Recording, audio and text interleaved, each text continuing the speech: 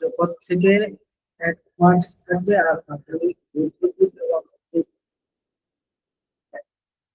ওটাই বাংলা টাইপ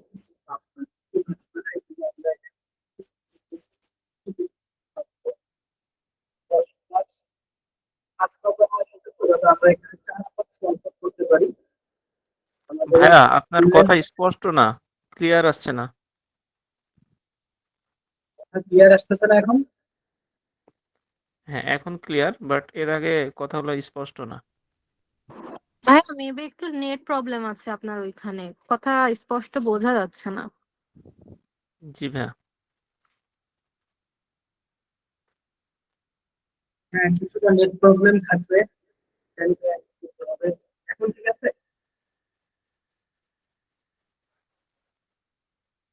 হ্যাঁ ভাইয়া এখন ঠিক আছে। ঠিক আছে, তাহলে পুরো কথা বললে আসলে যেটা বলতেছিলাম যে আমাদের পাঁচ মাস থেকে আমাদের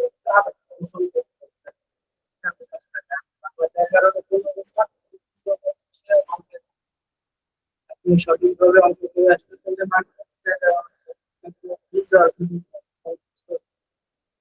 দেখা যাচ্ছে কি বলবো? এটা তো ভাইয়া আবার বোঝা যাচ্ছে না। ওই বইটা হচ্ছে ভাইয়া একটু ভাইয়া ইন্টারাপ্ট করি। কথা বোঝা যাচ্ছে না। ভাইয়া সরি ইন্টারাপ্ট করার জন্য। আপনি কি হেডফোন দিয়ে কথা বলতেছেন? কথা স্পষ্ট আসছে না।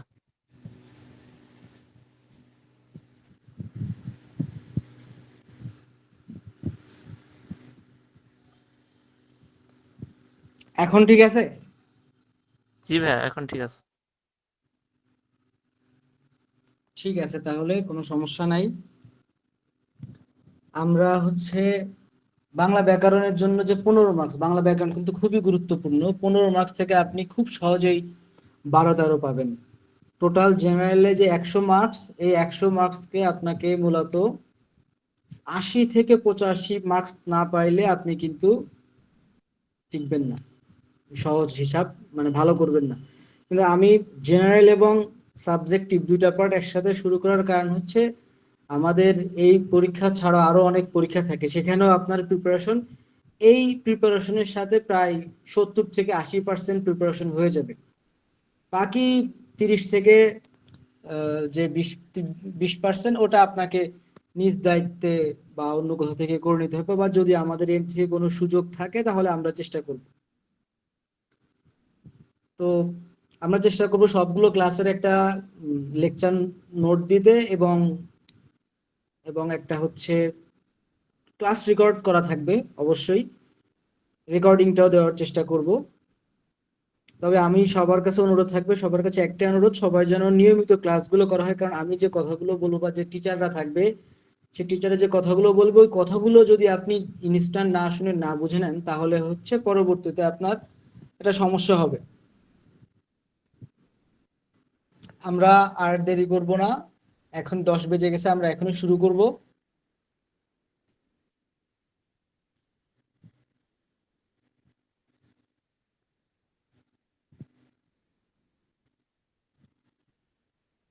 আমার স্ক্রিন কি দেখা যাচ্ছে?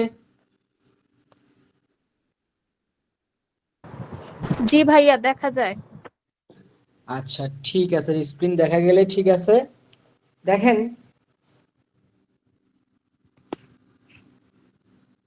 সবাই খাতা কলম, অবশ্যই আমি যেগুলো বলবো সেগুলো অবশ্যই লিখবেন। যখন আমি লিখতে বলবো তখন লিখবেন, যখন বলবো আগে শুনেন সেটা শুনবেন। আগে শুনতে হবে, তারপর লিখতে হবে। বাংলা সাহিত্যের যুগ বিভাগ, তার আগে একটু আমরা বুঝেন, একটু ব্যাখ্যা আসি যে আমাদের যে বাংলা সাহিত্য একদিনের সৃষ্টি হয় নাই। এই বাঙালি জাতি কিন্তু একদিনের সৃষ্টি হয় নাই।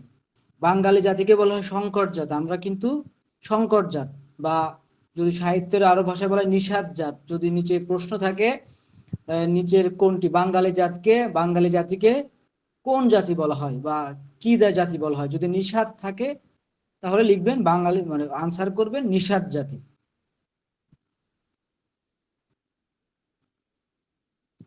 স্লাইড শো করবে, স্লাইড শো করতেছে তো আশা করি, আমি তো দেখতে পারতেছি।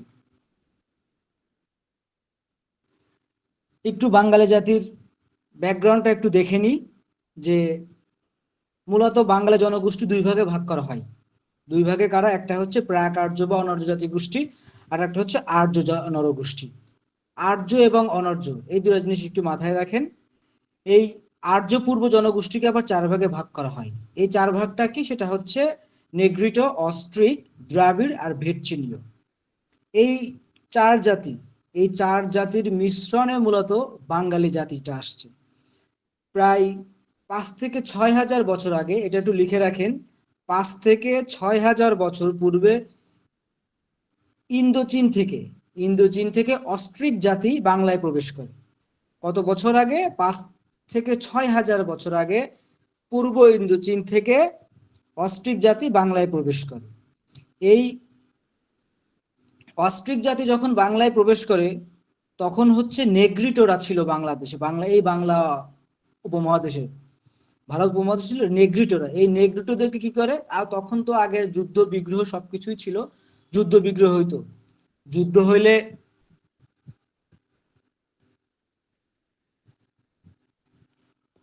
যুদ্ধে যে জিততো সেই হচ্ছে ওই এলাকা শাসন করত।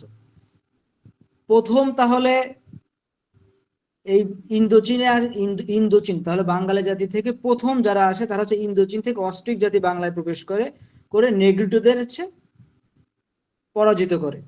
এরপরে বাংলায় আসে দ্রাবিড় জাতি। এরপর বাংলায় কারা আসে? দ্রাবিড় জাতি। এই দ্রাবিড় জাতি ছিল, তাদেরকে বলা হয় সভ্যতায় উন্নত। যেমন এখন হচ্ছে আমেরিকাকে আমরা ধরি যে ওরা উন্নত জাতি, তখন দ্রাবিড়রা ছিল উন্নত জাতি। এই দ্রাবিড়রা যখন বাংলায় প্রবেশ করে, তখন ওই যে অস্ট্রিক জাতি আসছিল, ওই অস্ট্রিক জাতি এবং দ্রাবিড় জাতি একসাথে মিশে যায়। এই অস্ট্রিক জাতি এবং দ্রাবিড় জাতি, এই দুইটা জাতি মিলে মূলত বাঙালি জাতি গঠিত হয়। বুঝছেন বাঙালি জাতির উদ্ভব কই থেকে আসছে?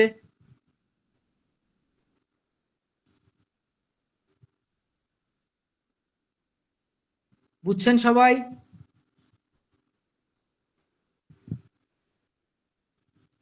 জি একটু ভাইয়া, কথা বুঝতে পেরেছি। হ্যাঁ, একটু জি কথা ভাইয়া, বলতে হবে। বুঝছি। জি জি, আচ্ছা ঠিক আছে। এবার একটা প্রশ্ন লিখে রাখেন। প্রশ্ন হচ্ছে, এই যে বঙ্গ কথাটি কোথায় উল্লেখ পাওয়া যায়? আমরা তো বাংলা তো আগে আসে নাই। বঙ্গ কথাটি হচ্ছে ঋগ্বেদ, মহাভারত এবং মৎস্য পুরাণ, এইখানে উল্লেখ আছে বঙ্গ কথাটি। ঐতিহ্যরণ্যক একটা গ্রন্থ আছে, ওই গ্রন্থে বাংলা, ওটা আমরা পরে আসব। তাহলে ভাইয়া, মহাভারত আরেকটা কি বললেন? মৎস্য পুরাণ। যদি বলা হয় কোন প্রাচীন গ্রন্থে, নিচের কোন প্রাচীন গ্রন্থে বঙ্গ কথাটি উল্লেখ আছে, তাহলে যদি এই তিনটার একটা থাকতে পারে, ঋগ্বেদ, মহাভারত এবং হচ্ছে মৎস্য পুরাণ।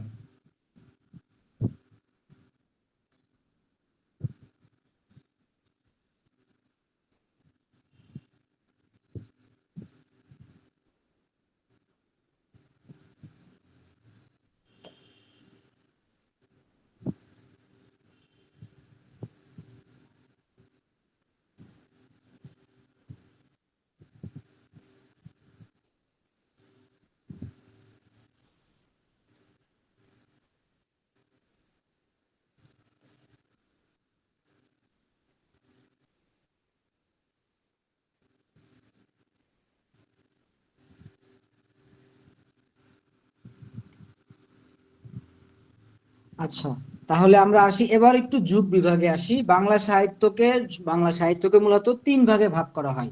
একটা হচ্ছে প্রাচীন যুগ, মধ্যযুগ এবং আধুনিক যুগ।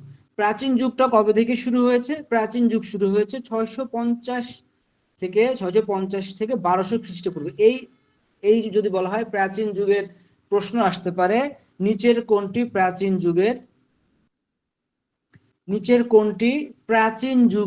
যুগের শ্রেণীবিভাগ, বা প্রাচীন যুগ শুরু হয় কত সাল থেকে? এখন এখানে ডক্টর মোহাম্মদ শহীদুল্লাহর একটা আছে এবং ডক্টর সুনীত কুমার চট্টোপাধ্যায়ের আর একটা মতামত আছে, সেটা আমরা একটু পরে দেখব।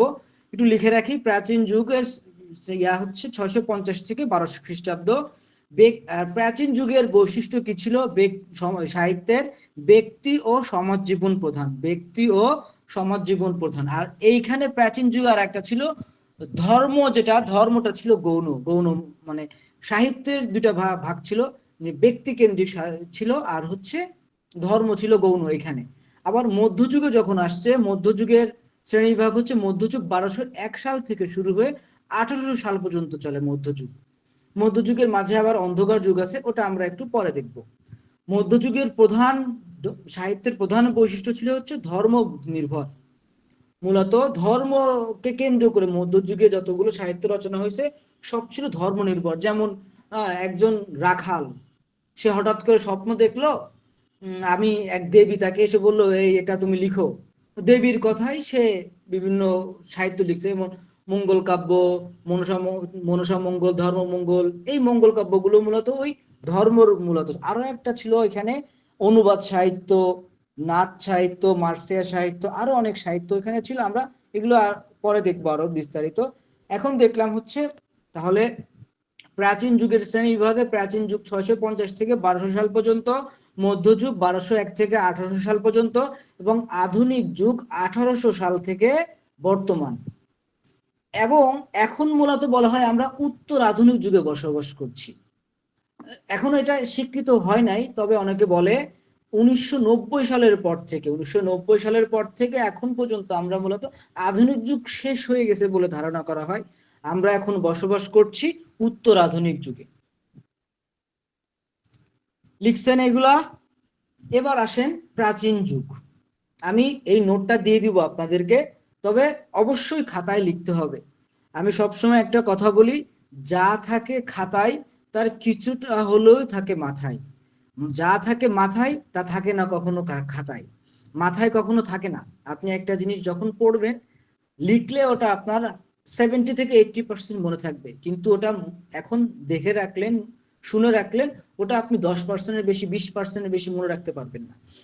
এবার আসেন প্রাচীন যুগের আসল যে কাহিনীগুলো। প্রাচীন যুগ ডক্টর মোহাম্মদ শহীদুল্লাহর মতে প্রাচীন যুগ মানে বাংলা সাহিত্যের প্রাচীন যুগ শুরু হয়েছে 650 থেকে 1200 খ্রিস্টাব্দ। এবং যদি এটাকে বলা হয় কোন শতাব্দীতে, 7ম শতাব্দী থেকে দ্বাদশ শতাব্দী পর্যন্ত প্রাচীন যুগ ছিল। এবং যেহেতু ভিন্ন মত থাকবে, ডক্টর সুনীত কুমার চট্টোপাধ্যায় বলতেছেন যে উনি বলছেন না 650 না, 950 সাল থেকে 1200 সাল পর্যন্ত ছিল প্রাচীন যুগ। তাহলে ডক্টর শহীদুল্লাহর মতে 650 থেকে 1200 সাল পর্যন্ত ছিল বাংলা সাহিত্যের প্রাচীন যুগ। আর সুনীত কুমার চট্টোপাধ্যায়ের মতে বাংলা সাহিত্যের প্রাচীন যুগ ছিল 950 থেকে 1200 সাল। এই সালের পাশাপাশি একটা জিনিস মাথায় রাখবেন, কোন শতাব্দী। যদি বলা হয় প্রাচীন যুগ কোন শতাব্দী থেকে শুরু হয়েছে, 7ম শতাব্দী। যদি দশম না থাকে তাহলে 7ম শতাব্দী হবে। ঠিক আছে? এবার লিখেন প্রাচীন যুগের সাহিত্যের বৈশিষ্ট্য কি ছিল। প্রাচীন যুগের সাহিত্যের একমাত্র বৈশিষ্ট্য ছিল যে ব্যক্তি প্রধান ও ধর্ম। এখানে আমি আগেই বলে আসছি, প্রাচীন যুগের সাহিত্যের বৈশিষ্ট্য ছিল ব্যক্তি প্রধান, কোনো ব্যক্তিকে কেন্দ্র করে বা কোনো ধর্মের উপর নির্ভর করে সাহিত্যগুলো রচিত হয়েছিল। এবার আসেন প্রাচীন যুগের একমাত্র সাহিত্য যেটা পাওয়া যায় সেটা চর্যাপদ। প্রাচীন যুগের একমাত্র সাহিত্য কোনটি? চর্যাপদ। প্রাচীন এটা বলা হয় একমাত্র লিখিত নিদর্শন প্রাচীন যুগের। চর্যাপদ হচ্ছে প্রাচীন যুগের একমাত্র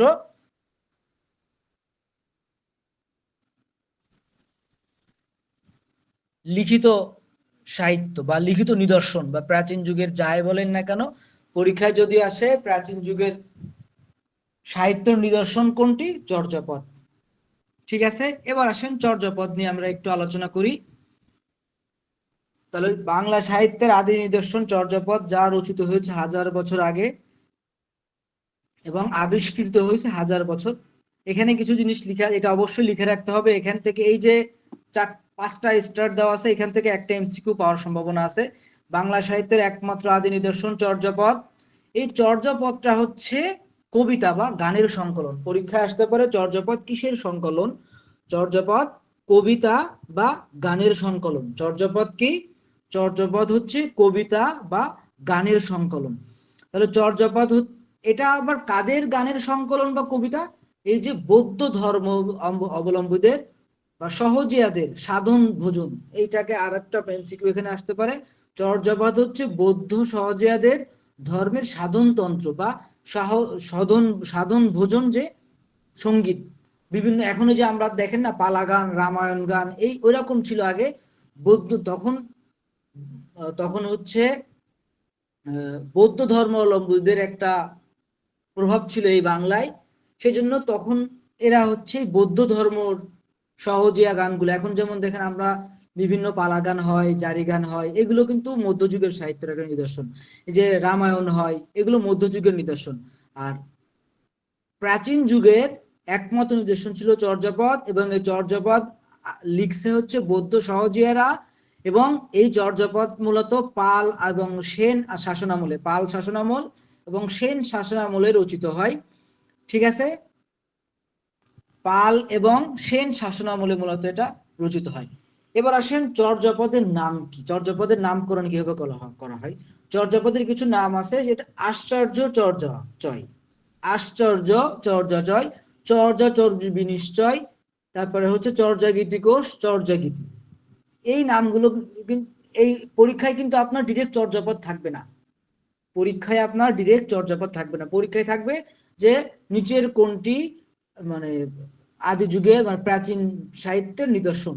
আশ্চর্য চর্যাচয় থাকতে পারে, চর্যা চর্য বিনিশ্চয় থাকতে পারে, চর্যা চর্য বিনিশ্চয় থাকতে পারে, চর্যা গীতিকোষ থাকতে পারে, চর্যা গীতি থাকতে পারে। যেটা থাকবে সেটাই আপনাকে আনসার করতে হবে। লিখছেন?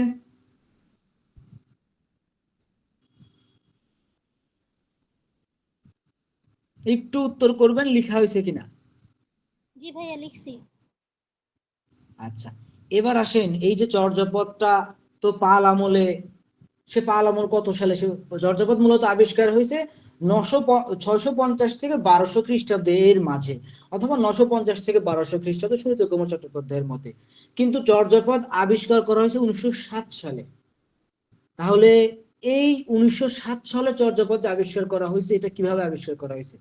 1882 সালে রাজা রাজেন্দ্র লাল মিত্র, লিখে রাখেন 1882 সালে রাজা রাজেন্দ্র লাল মিত্র সাংস্কৃতিক Buddhist literature in Nepal, Sanskrit Buddhist literature in Nepal গ্রন্থে নেপালে যে বৌদ্ধতান্ত্রিক যে সাহিত্যের কথা প্রকাশ করেন, উনি রাজা রাজেন্দ্র লাল মিত্র বলেন যে 1882 সালে একটা বই লিখেন, সেখানে বলেন যে এই বৌদ্ধ সাহিত্যগুলো নেপালে আছে।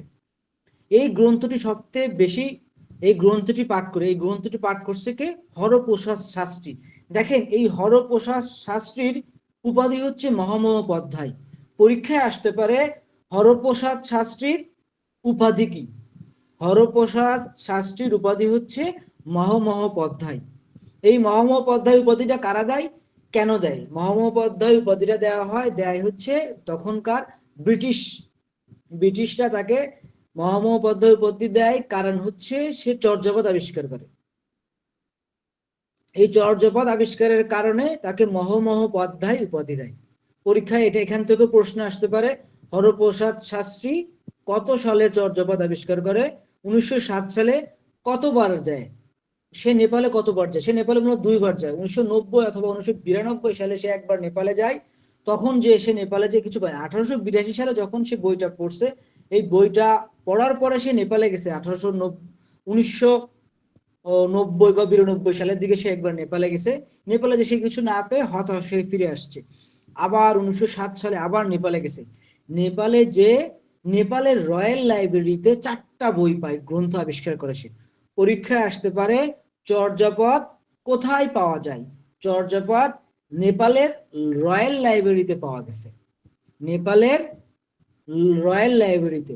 এখন বলতে পারেন যে বাংলাদেশে এটা লেখা হইলো, নেপালে কেন পাওয়া গেল? বলেন তো, এটা কেউ বলতে পারবেন? বাংলাদেশে থেকে এটা লিখছে বাংলায় লিখে, কিন্তু নেপালের রয়্যাল লাইব্রেরিতে এটা কেন পাওয়া গেল? কেউ কি জানেন?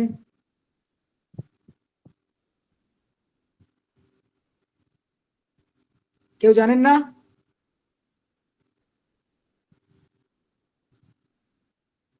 কথা বলেন, কথা না বললে আমি কিভাবে বুঝবো যে আপনারা কিছু বলতেছেন কিনা?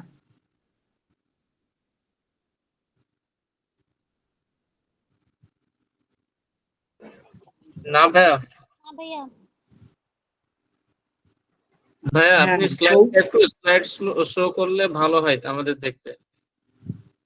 স্লাইড দেখা যাচ্ছে না? দেখা যাচ্ছে ওই মানে ফুল স্ক্রিন হবে স্লাইড শো করলে।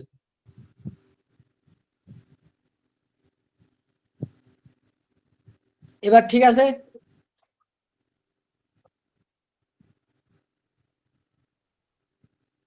এবার দেখা যাচ্ছে তো ক্লিয়ারলি? জি ভাই, দেখা যাচ্ছে। হ্যাঁ, এখানে নাই, আমি যেগুলো বলতেছি এখানে নাই। বুঝছেন? এখানে এখানে হচ্ছে আপনার যেগুলো মুখস্থ করতে হবে সেইগুলো দেওয়া আছে, কিন্তু এগুলো মুখস্থ করতে হলে আপনার পিছনে ব্যাখ্যাগুলো জানতে হবে। পিছনে ব্যাখ্যাগুলো না জানলে আপনি এগুলো মনে থাকবে না। এই যে ফৌজিয়া বলছে যে যখন বুদ্ধরা চলে যায় তখন নিয়ে যায়, হ্যাঁ। সেন, আমরা যখন বাংলা সাহিত্য পড়বো তখন জানবো যে 1204 সালে ইখতিয়ার উদ্দিন মোহাম্মদ বিন বখতিয়ার খলজি খলজি বাংলা আক্রমণ করে 1206 সালে। তখন হচ্ছে ওই যে পাল এবং সেন আমলে যে বৌদ্ধরা ছিল ওরা এটাকে নিয়ে চলে যায়। তো যেহেতু ওরা মনে করেন কেউ যদি পালিয়ে যায়, তার যে জিনিসপত্র আছে গুরুত্বপূর্ণ নথি, সেগুলো তো অবশ্যই নিয়ে যাবে। সেম একইভাবে বৌদ্ধরা যারা ছিল তারা এইগুলো তখন নিয়ে যায়, নিয়ে গেলে ওইখানে তাদেরকে, নেপাল তো মূলত বৌদ্ধদের একটা তীর্থস্থল ধরা হয়, তো ওইখানে রয়্যাল লাইব্রেরিতে এগুলো সংগ্রহ করে রাখা হয়েছিল। এবং 1907 সালে যখন হরপ্রসাদ শাস্ত্রী এই নেপালের রয়্যাল লাইব্রেরিতে যায়, তখন সে 4টা গ্রন্থ আবিষ্কার করে, তার ভিতর একটা ছিল চর্যাপদ। এখন যদি পরীক্ষায় আসে হরপ্রসাদ শাস্ত্রী নেপাল থেকে কয়টি গ্রন্থ পাইছিল বা কয়টি গ্রন্থ সে আবিষ্কার করছিল, তাহলে এখানে উত্তর হবে সে 4টা গ্রন্থ পাইছিল টোটাল। একটা হচ্ছে চর্যাপদ, আর আর এটা হচ্ছে মোটামুটি বাংলা ভাষায় লেখা, কাছাকাছি বাংলা ভাষায়। বাকি 3টা ছিল অপভ্রংশ। বাকি 3টা ছিল কোন ভাষায় লেখা? অপভ্রংশ ভাষায় রচিত। সে 3টা গ্রন্থ কি ছিল? সরহপদের দোহা, কৃষ্ণপদের দোহা, ডাকর্ণ। সরহপদের দোহা, কৃষ্ণপদের দোহা এবং ডাকর্ণ। এই 4টা গ্রন্থকে একসঙ্গে নাম দেওয়া হয় 1000 বছরের পুরানো বাংলা ভাষার বৌদ্ধ গান ও দোহা। দেখেন পরীক্ষায় আসতে পারে এই 1907 সালে নেপাল থেকে যে 4টা গ্রন্থ আবিষ্কার করা হয়েছিল, এই 4টা গ্রন্থকে কি নামে প্রকাশ করা হয়? এই 4টা গ্রন্থ হচ্ছে বঙ্গীয় সাহিত্য পরিষদ থেকে প্রকাশ করা হয়, এবং কি নামে? 1000 বছরের পুরানো বাংলা ভাষার বৌদ্ধ গান ও দোহা।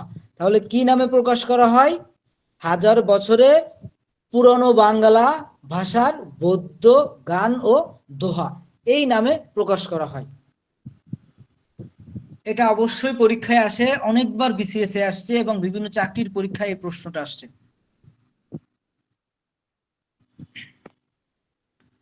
তাহলে আসুন আমরা বাংলা সাহিত্যের সাথে একটু বাংলা যে বিষয়গুলো পড়ে নিই। এই যে পাল বংশের সময়, পাল এবং সেন বংশের সময় তো চর্যাপদ মূলত রচনা করা হয়। এই পাল বংশের রাজারা ছিল বৌদ্ধ ধর্ম অবলম্বী। অবশ্যই টিক মার্ক দিয়ে লিখবেন, এটা যদি বাংলা সাহিত্য না আসে অবশ্যই বাংলাদেশ বিষয়গুলিতে সাধারণ জ্ঞানে আসবে। বাংলার পাল বংশের রাজারা ছিল বৌদ্ধ ধর্ম অবলম্বী, আর সেনরা ছিল হিন্দু ধর্ম অবলম্বী। তাহলে যদি পরীক্ষায় আসে চর্যাপদ কোন আমলে রচিত হয়েছে, এক বাক্যে আনসার করবেন চর্যাপদ পাল আমলে রচিত হয়েছে। ঠিক আছে?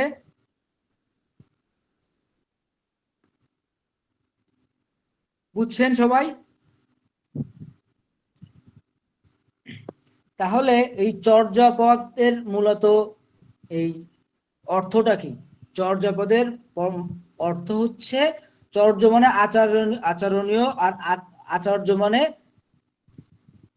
অচরণীয়, আর নির্ণয় মানে হচ্ছে বা বিনিশ্চয়, যে চর্য আচার্য বিনিশ্চয়, এটার মূলত সম্পূর্ণ অর্থ হচ্ছে কোনটি আচরণীয় কোনটি আচরণীয় নয়।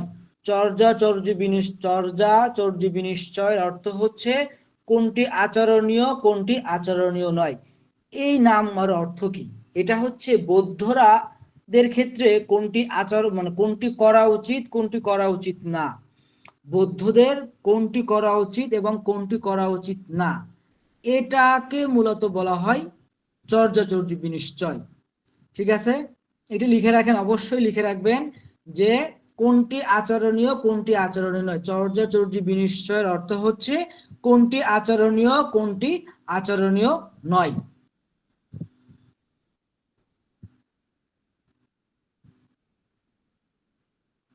এবার আসেন খুবই গুরুত্বপূর্ণ চর্যাপদের ভাষা।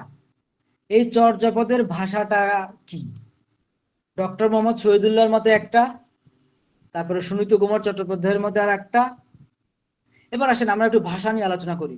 তখন কিন্তু চর্যাপদ মূলত এই ভাষা নিয়ে বিভিন্ন কথা ছিল, যে বাংলা ফুল আমরা যে বাংলা ভাষায় কথা বলি, এই বাংলা ভাষায় তখন কিন্তু এইটা চর্যাপদ লেখা হয় নাই। চর্যাপদকে মূলত বলা হয় সন্ধ্যা ভাষা। সন্ধ্যা ভাষা মানে কি? কিছু আলো মানে মানে সন্ধ্যা ভাষা বা আলো আধারী ভাষা বলা হয়। প্রাচীন চর্যাপদ প্রাচীন বাংলা ভাষায় রচিত। চর্যাপদ মূলত হচ্ছে প্রাচীন বাংলা ভাষায় রচিত। গবেষকরা মানে ভাষাবিদ যারা, ডক্টর মোহাম্মদ শহীদুল্লাহ, সুনীত কুমার চট্টোপাধ্যায়, তারপরে হচ্ছে আরো যারা ছিল, সবাই মূলত এটাকে বলা হয়, এটাকে বলছে যে সান্ধ্য ভাষা। কিন্তু ডক্টর মোহাম্মদ শহীদুল্লাহর মতে চর্যাপদের ভাষা হচ্ছে বঙ্গ কামরূপী। চর্যাপদের ভাষা মূলত হচ্ছে বঙ্গ কামরূপী। পরীক্ষায় কিন্তু এটা আসে শহীদুল্লাহর মতে বা নিচের কোন চর্যাপদ কোন ভাষায় রচিত। যদি সান্ধ্য ভাষা থাকে তাহলে সান্ধ্য ভাষা, যদি থাকে আলো আধারে ভাষা তাহলে আলো আধারে ভাষা, যদি থাকে বঙ্গ কামরূপী ভাষা তাহলে বঙ্গ কামরূপী ভাষা। ঠিক আছে, যে ভাষায় যে একসাথে সবগুলো আনসার থাকবে না, যে কোনো একটা আনসার থাকবে, আপনাকে যে কোনো একটা আনসার চুজ করতে হবে।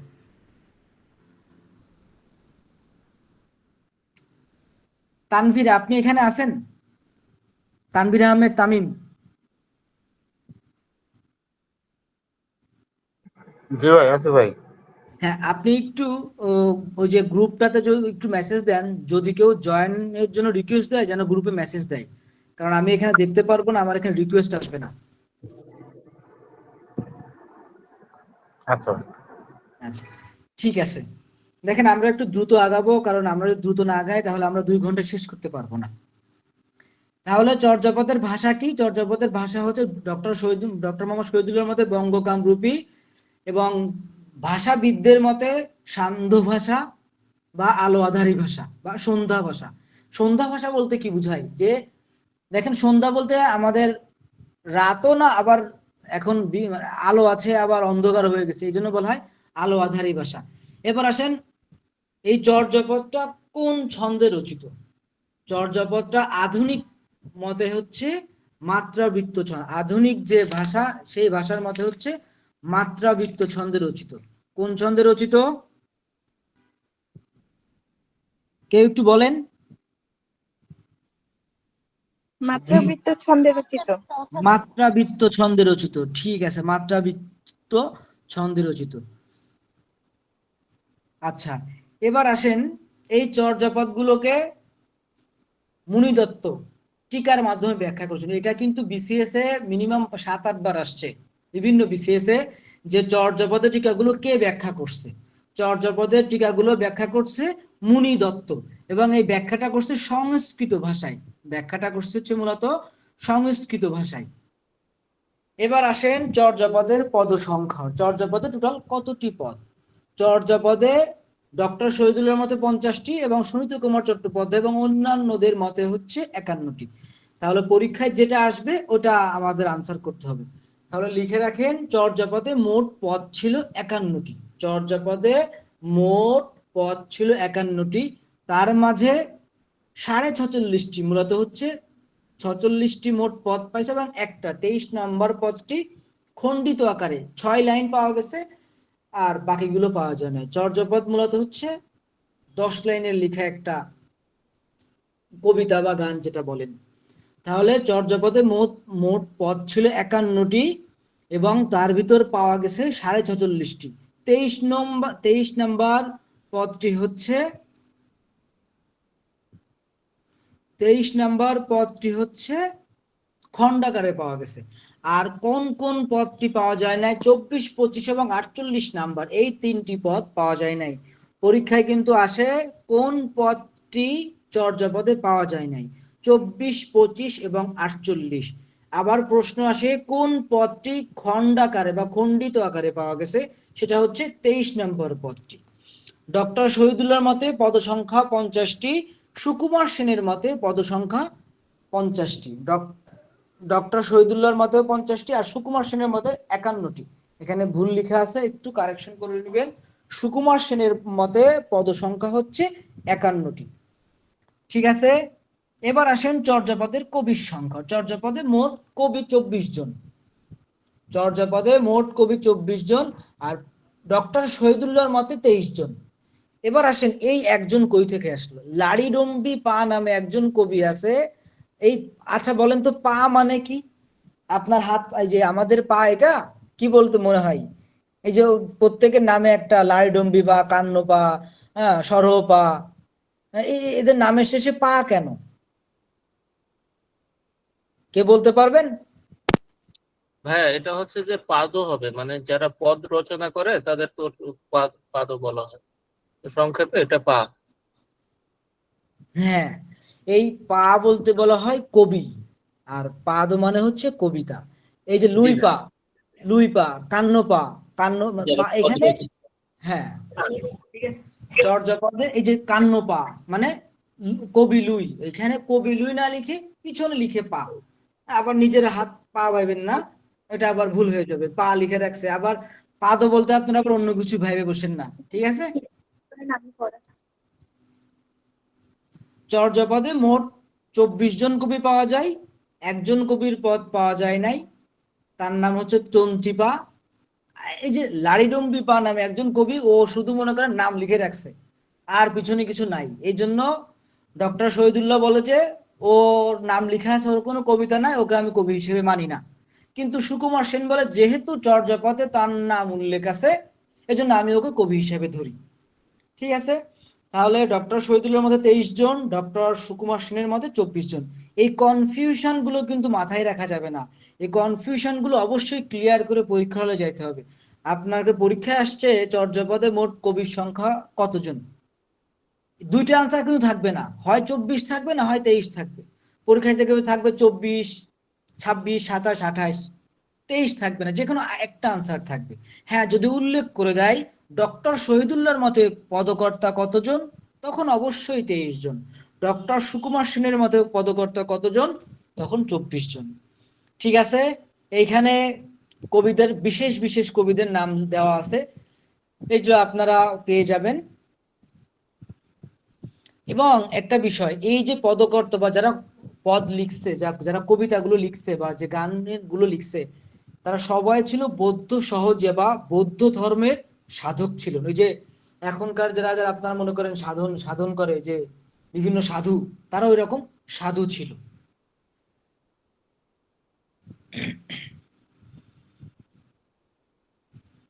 এখানে লিখছে 2টি কারণে শেষে পা দেওয়া হয়, পদ রচনা করতেন বা সম্মানসূচক, ওটা পরে। এবার আসেন চর্যাপদের আদি কবিকে বলা হয় লুই পা। চর্যাপদের আদি কবিকে, এটা পরীক্ষায় আসে, অনেকবার আসছে। চর্যাপদের আদি কবিকে লুই পা, এটা কিন্তু পরীক্ষায় অনেকবার আসে, তো এটা অবশ্যই মনে রাখবেন। চর্যাপদের আদি কবি হচ্ছে লুই পা। এবার এখানে আর একটা কাহিনী আছে। এই ডক্টর মোহাম্মদ শহীদুল্লাহ যেখানে একটু কাহিনী না করলে তার ভালো লাগে না, সবকিছুর ভিতরে একটু করে হাত ঢুকাই দেওয়া হয়। এবার বলতেছে না, এই শহীদ ডক্টর শহীদুল্লাহর মতে লুইপা আদি কবি হলেও সবর পা ছিল হচ্ছে প্রাচীন কবি। এই লুইপার গুরু ছিল হচ্ছে সবর পা। ঠিক আছে,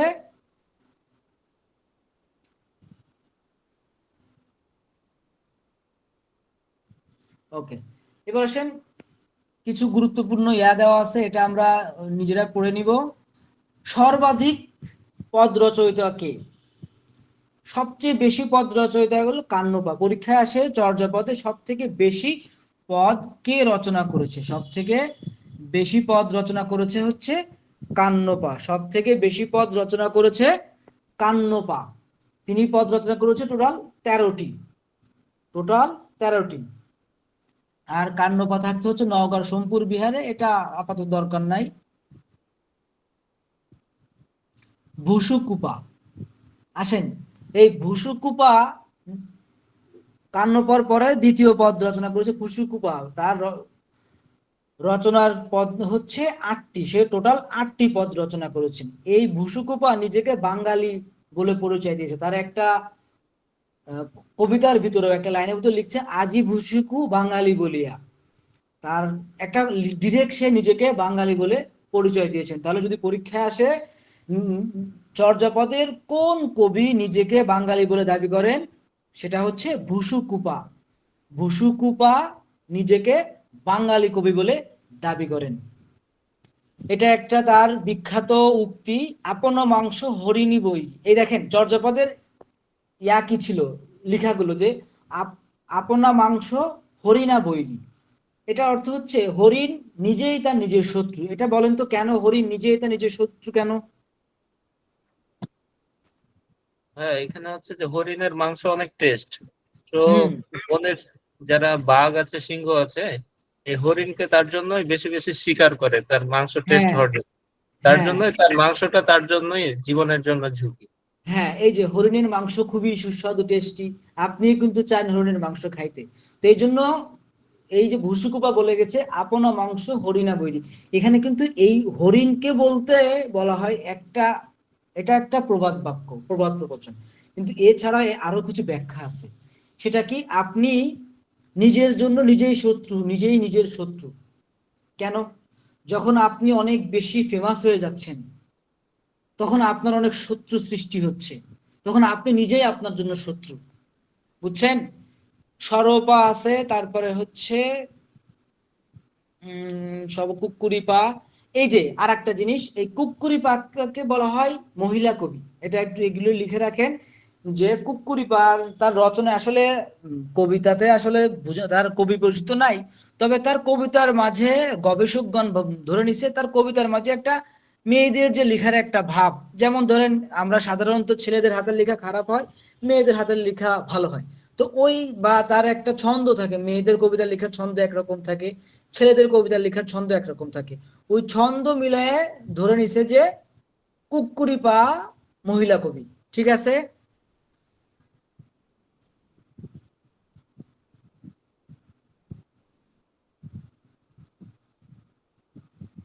এই যে দেখেন আর একটা গুরুত্বপূর্ণ প্রশ্ন, চর্যাপদে কয়টি প্রবাদ বাক্য আছে? টোটাল চর্যাপদে প্রবাদ বাক্য আছে 6টি। টোটাল চর্যাপদে প্রবাদ বাক্য আছে 6টি। এটা অবশ্যই একটু লিখবেন। সেটা হচ্ছে আপন মাংসে হরিণা বৈরী। এটা এটা হচ্ছে 6 নম্বর পদ। এটা লিখছে ভুসুকুপা, লিখে রাখেন। আপন মাংস হরিণা বৈরী, এই কবিতাটা, এই প্রবাদ বাক্যটা লিখছে হচ্ছে ভুসুকুপা। এই কবিতাটাকে লিখছে ভুসুকুপা। তারপর হচ্ছে দহিলে দুধ কি বান্টে সামাই। দহিলে দুধ কি বান্টে সামাই মানে কি, যে দুধ দহন করা হয় ওটাকে আর আমরা মনে করেন আপনি গাভী থেকে দুধ দহন করতেছেন, ওটাকে আবার আপনি কি বান্টে বা ওদের দুধে ওই যে বাট ওখানে প্রবেশ করাতে পারবেন? পারবেন না। এটা লিখছে হচ্ছে সরহপা। দহিলে দুধ কি বান্টে সামাই, এই প্রবাদ বাক্যটা লিখছে হচ্ছে সরহপা। হাতের কঙ্কন মালেও দাপন। হাতে কঙ্কন মালেও দাপন, এটা হচ্ছে হাতের কঙ্কন দেখার জন্য দর্পণের প্রয়োজন হয় না। মানে আপনার হাতের যে চুড়ি, এই চুড়ি দেখার জন্য দর্পণ বা আয়নার প্রয়োজন হয় না। এটা লিখছে হচ্ছে টেন্ডন পা। এটাকে লিখছে টেন্ডন পা। এরপরে আসে হচ্ছে হাড়ি ভাত নেহি নীতি আবাসী। হাড়িতে ভাত নেহি নীতি আবাসী, সরি আমি ভুল বলছি। হাতের কঙ্কন মা, এটা হচ্ছে সরহপা লিখছে। হাতে কঙ্কন মা লেউ দেপন, এটা লিখছে হচ্ছে সরহপা, এটা লিখছে সরহপা। ভাইয়া আর একটু কাইন্ডলি প্রথম দিকে কে কোনটা লিখছে একটু বলতে পারবেন? বুঝি নাই। প্রথম দিকে যে ওটা তো ভূষকাও লিখছে, কিন্তু এই যে দহিল ওইটা, তারপরে হাতে কঙ্কন, এগুলো একটু নারী বা দহিল দুদু, ওইটা কে লিখছে বললেন? আচ্ছা, হাতে কঙ্কন এটা লিখছে হচ্ছে সরহপা, হাতে কঙ্কন মালেও দাপন এটা লিখছে সরহপা। আর দুহিলে দুধ কি বেন্টের বেন্টের সময় এটা লিখছে টেন্ডন-পা। দুহিলে দুধ কি বেন্টের সময় এটা লিখছে টেন্ডন-পা। আর হচ্ছে ওই এরপরে হাড়ি ভাত নেহি নিতিয়া বেশি, মানে আমার ঘরে খাবার নাই কিন্তু অতিথির অভাব নাই। এটা এটাও লিখছে টেন্ডন-পা। দুইটা লিখছে টেন্ডন-পা, একটা হচ্ছে হাড়িত ভাত নেই নিতিয়াবাসী আর দুহিলে দুধ কি বেন্টের সময়, এই দুটো লিখছে টেন্ডন-পা। আর হাতে কঙ্কন মা লেউদাপন এটা লিখছে হচ্ছে সরহপা। আপন মাংস হরিণা বৈরী এটা লিখছে হচ্ছে ভুসুকুপা। সরহপা আর একটা লিখছে, সেটা হচ্ছে রবসুল গহিলি কিবা রবসুল গহিলি কিমা দুদ্ধ বাংলাতে, মানে দুষ্টু গরুর চেয়ে শূন্য গোয়াল ভালো। আমরা যে প্রবাদ বাক্য ব্যবহার করি, দুষ্টু গরুর চেয়ে শূন্য গোয়াল ভালো, এটাও লিখছে হচ্ছে সরহপা। তাহলে টোটাল প্রবাদ বাক্য 6টা, দুইটা লিখছে টেন্ডন-পা, দুইটা লিখছে সরহপা, আর একটা লিখছে ভুসুকুপা। আর লাস্টে যেটা আন চাহেনতে আন বিদোদা, মানে অন্য চাইতে অন্ন বিনষ্ট, এটা লিখছে হচ্ছে কঙ্কন-পা। এটাকে লিখছে কঙ্কন-পা। আন চাহেনতে আন বিনোধা, এটা লিখছে কঙ্কন-পা। ক্লিয়ার সবাই? জি ভাইয়া। ওকে, তাহলে আমি আরেকবার একটু বলি, সবাই মিলে নেন। আপন মাংস হরিণা বৈরী এটা লিখছে হচ্ছে ভুসুকুপা, এটা লিখছে ভুসুকুপা। আর হাড়িত ভাত নেই নীতি আবাসী এটা হচ্ছে টেন্ডন-পা, এবং দুহিলে দুধ কি বেন্টের সময় এই দুটা লিখছে হচ্ছে টেন্ডন-পা। আর হাতে কঙ্কন বা লেউদাপন এটা লিখছে সরহপা। আর আনচান্তে আন বিনোদী এটা লিখছে কঙ্কন-পা। আর বর্ষণী গোহলিকি মধুত বাংলেদে দুষ্টু গরু হচ্ছে শূন্য গোয়াল ভালো, এটাও লিখছে সরহপা। তাহলে এই 6টা প্রবাদ বাক্য একটু ঠাড়া মুখস্থ করে রাখবেন, এটাকে বলা হয় টিটিএম, টনটনে মুখস্থ। আমি যখন মেডিকেলের অ্যাডমিশন টেস্টের জন্য পড়তাম, তখন এক স্যার বলতো এটা টিটিএম করবা, টনটনে মুখস্থ। এখান থেকে একটা প্রশ্ন এই চাকরির পরীক্ষায় না থাকলেও অন্য কোন চাকরির পরীক্ষায় অবশ্যই থাকবে, বলবে যে এই লাইনটি কে লিখছে, এই প্রবাদ বাক্যটি কে লিখছে।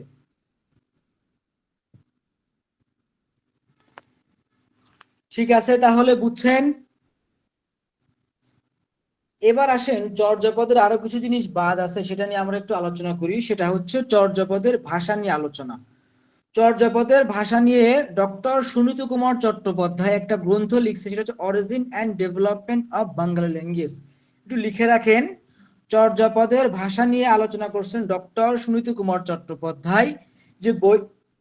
যে বইটা লিখছে ওই বইটার নাম হচ্ছে origin and development of Bengali language. ভাষা নিয়ে ডক্টর সুনীত কুমার চট্টোপাধ্যায়ের একটা বই লেখা আছে, সেটা হচ্ছে origin and development of the Bengali language. সেটা 1926 সালে প্রকাশ করা হয়। কত সালে? 1926 সালে। এবং 1927 সালে চর্যাপদের ধর্ম নিয়ে আলোচনা করছে ডক্টর মোহাম্মদ শহীদুল্লাহ। ডক্টর মোহাম্মদ শহীদুল্লাহর লিখা বইটির নাম হচ্ছে the Buddhist mystic songs. The Buddhist mystics songs. ঠিক আছে? ভাইয়া আরেকবার। চর্যাপদের ধর্ম নিয়ে যে লেখাটা লিখেছে, এটা হচ্ছে ডক্টর মোহাম্মদ শহীদুল্লাহ 1927 সালে, এবং গ্রন্থটির নাম হচ্ছে Buddhist mystic song. Mystic, MYSTIC, mystic সংস।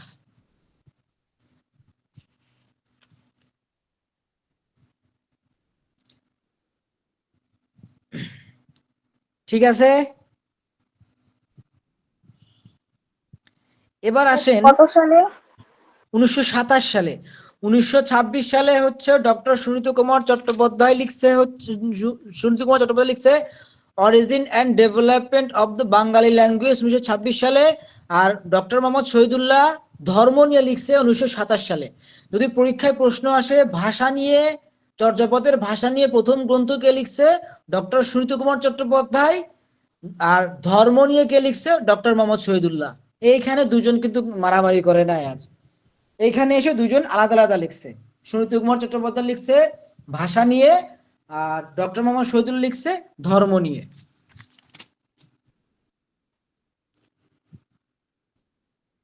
এবার আসেন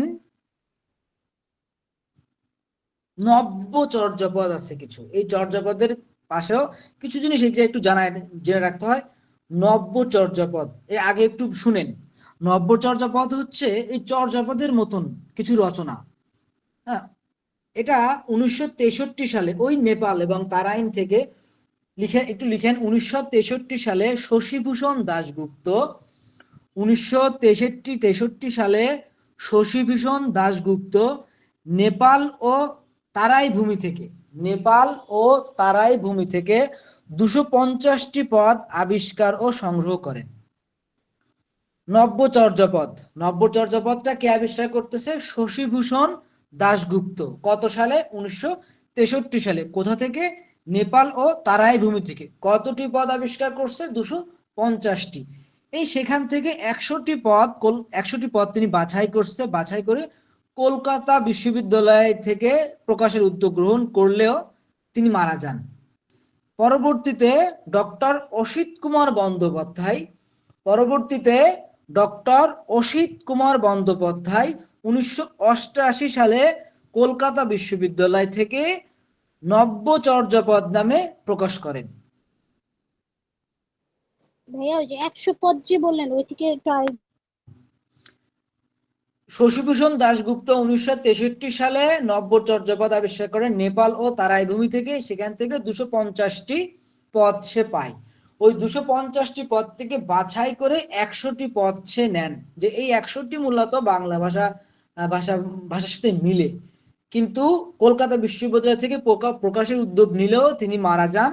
তার মারা যাওয়ার পরে 1988 সালে ডক্টর অসিত কুমার বন্দ্যোপাধ্যায় কলকাতা বিশ্ববিদ্যালয় থেকে সেখান থেকে 98টি পদ সংকলন করে প্রকাশ করেন। ঠিক আছে। এবং এই পদগুলো রচনা করা হয়, মূলত ধরা হয় 1200 থেকে 1600 সালের শতক। 1200 থেকে 16 শতকের ভিতরে এই পদগুলো রচনা করা হয় বলে ধারণা করা হয়।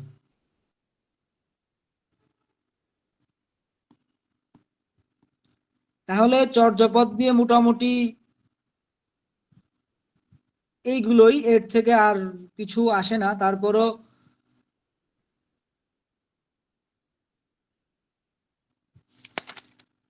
আর কিছু মোটামুটি এখান থেকে লাগবে না। এবার আসেন আমরা একটু কিসে চলে যাই, মধ্যযুগে চলে যাই।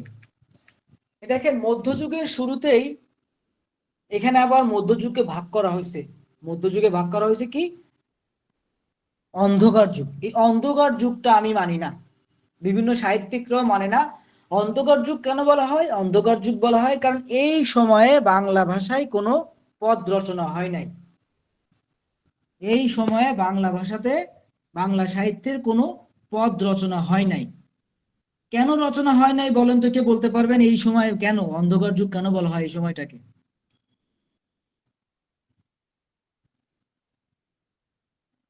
কে বলতে পারবেন?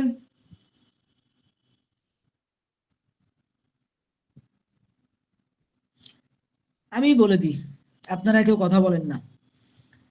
অন্ধকার যুগ বলা হয় কারণ 1204 সালে বখতিয়ার খলজি বাংলা বিজয় করে। 1206 সালে, 1207 সাল থেকে 6 সাল, এই সময়ে ইখতিয়ারউদ্দিন মোহাম্মদ বিন বখতিয়ার খলজি বাংলাকে হচ্ছে বিজয় করে। বাংলা বিজয় করলে কি হয়? এই যে বৌদ্ধরা ছিল, বিভিন্ন সহজিয়ারা ছিল, তারা দেশ ছেড়ে পালিয়ে যায় এবং তখন মুসলমানরা এই বাংলা শাসন শুরু করে।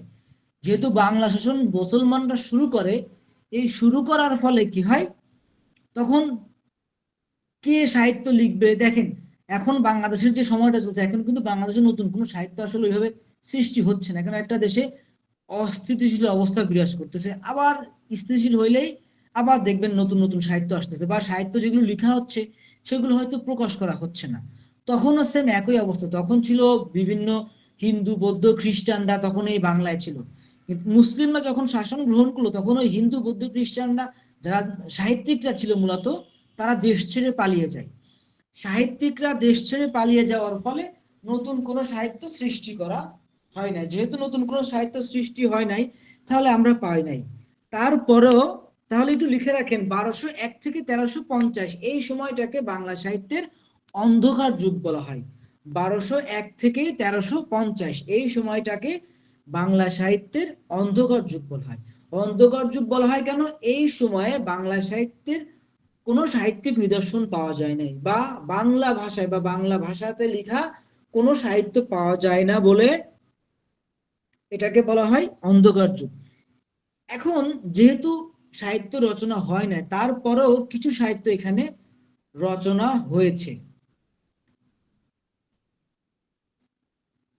সেটা হচ্ছে অন্ধকার যুগে কি কি সাহিত্য আছে। প্রাকৃত ভাষার গীতি কবিতার সংকলিত প্রাকৃত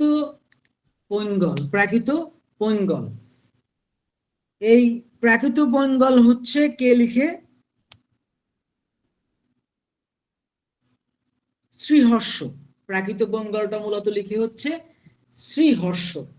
লিখেন, প্রাকৃত ভাষার গীতি কবিতার সংকলন করতে হচ্ছে প্রাকৃত পৈঙ্গল, এবং এটা লিখে হচ্ছে শ্রীহর্ষ। রামাই পণ্ডিত রচিত শূন্য পুরাণ, এটি হচ্ছে গদ্য পদ্য মিশ্রিত। এটিকে আবার বলা হয় চম্পু কাব্য। চম্পু কাব্য কি? চম্পু কাব্য হচ্ছে গদ্য পদ্যে মিশ্রিত যে সাহিত্য, তাকে বলা হয় চম্পু কাব্য।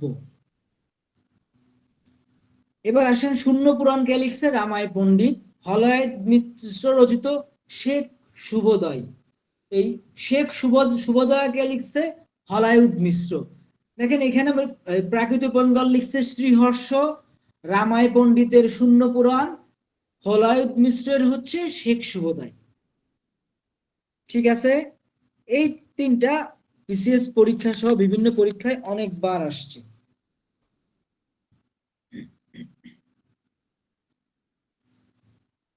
এবার আসেন আমরা আসি মধ্যযুগের সাহিত্যের কিছু কিছু বৈশিষ্ট্য। ডাক ও খনার বচন।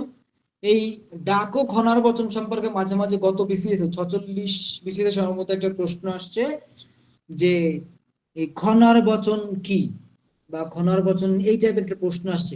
খনার বচন মূলত কৃষিভিত্তিক ছড়া। এই যে আবহাওয়া, খনার বচনে কি থাকে? এই খনা মূলত একজন নারী। হ্যাঁ, অনেকের মতে এই একজন খনা নামে একজন জ্যোতির্বিদ ছিল, যে বিভিন্ন ভবিষ্যৎবাণী করে গেছে, যে এই বলে না, এক মাঘে শীত যায় না, তারপরে হচ্ছে যে আন বর্ষাতে ফসল ভালো হয়। আন বর্ষা বলতে যে বছর আগে আগে বর্ষা হয় ওই বছর ফসল ভালো হয়। অনেকে এটাকে, এই যে আমরা আবার বলি যে ভরা পেটে ফল খাওয়ানো, বিভিন্ন ধরনের, আমরা যারা নিউট্রিশনিস্ট যারা আছে তারা কিন্তু বলি যে ফল খাওয়ার পরে পানি খাইতে হয় না। এটা অনেকে বলে কুসংস্কার, কিন্তু এর কিন্তু সায়েন্টিফিক ব্যাখ্যাও কিন্তু আছে। ঠিক আছে, তাহলে খনার বচনে মূলত মানব চরিত্রের ব্যাখ্যা পেয়েছে, কৃষি ক্ষেত্রে বিভিন্ন ধরনের। এবার আসেন মধ্যযুগ বলা হয় 1201 থেকে 1800 সাল পর্যন্ত। বাংলা সাহিত্য মধ্যযুগ বলা হয় 1201 থেকে 1800 সাল পর্যন্ত। এই মধ্যযুগে কি হয়েছিল? মধ্যযুগে সাহিত্য ছিল মূলত ধর্ম নির্ভর বা কল্প কাহিনী। ধর্ম নির্ভর কি? মনে করেন আপনি আর আজকে রাতে এই ক্লাস করার পরে ঘুমায় গেছেন, ঘুমে আপনি স্বপ্ন দেখলেন, একজন এসে আপনাকে বলল, এই এই ঘুমাচ্ছিস কেন, আমি বিপদে আছি, এই বিষয় নিয়ে একটা বড় গল্প লিখ। আপনি ঘুম থেকে উঠে একটা গল্প লিখে ফেললেন। এই মধ্যযুগের সাহিত্য ছিল এরকম, স্বপ্নে পাওয়া বিভিন্ন বাণী নিয়ে হচ্ছে মূলত বিভিন্ন ধরনের সাহিত্য লেখা। এই মধ্যযুগের সাহিত্যে মৌলিক সাহিত্য দুই ধরনের পাওয়া যায়, একটা হচ্ছে মৌলিক সাহিত্য আর একটা হচ্ছে অনুবাদ সাহিত্য। মৌলিক সাহিত্যের ভিতর কি আছে? শ্রীকৃষ্ণ কীর্তন কাব্য, বৈষ্ণব সাহিত্য, মঙ্গল কাব্য, লোক সাহিত্য, নাচ সাহিত্য, মার্সিয়া সাহিত্য। এগুলো লিখতে হবে না, এগুলো জাস্ট জেনে রাখেন। তবে এগুলো কিন্তু পরীক্ষা আসে নিচের কোনটি মধ্যযুগের সাহিত্য: শ্রীকৃষ্ণ কীর্তন কাব্য, বৈষ্ণব সাহিত্য, মঙ্গল কাব্য, লোক সাহিত্য, নাচ সাহিত্য, মার্সিয়া সাহিত্য। এগুলো হচ্ছে মধ্যযুগের মৌলিক সাহিত্য। এরপরে আসেন অনুবাদ সাহিত্য। অনুবাদ সাহিত্য কি আছে? আরবি, ফার্সি, হিন্দু সাহিত্য বা সংস্কৃত। মানে অনুবাদ সাহিত্য বলতে বিভিন্ন ভাষা থেকে যে অনুবাদকৃত যে সাহিত্যগুলো, ওইগুলো মূলত বলা হয় অনুবাদ সাহিত্য।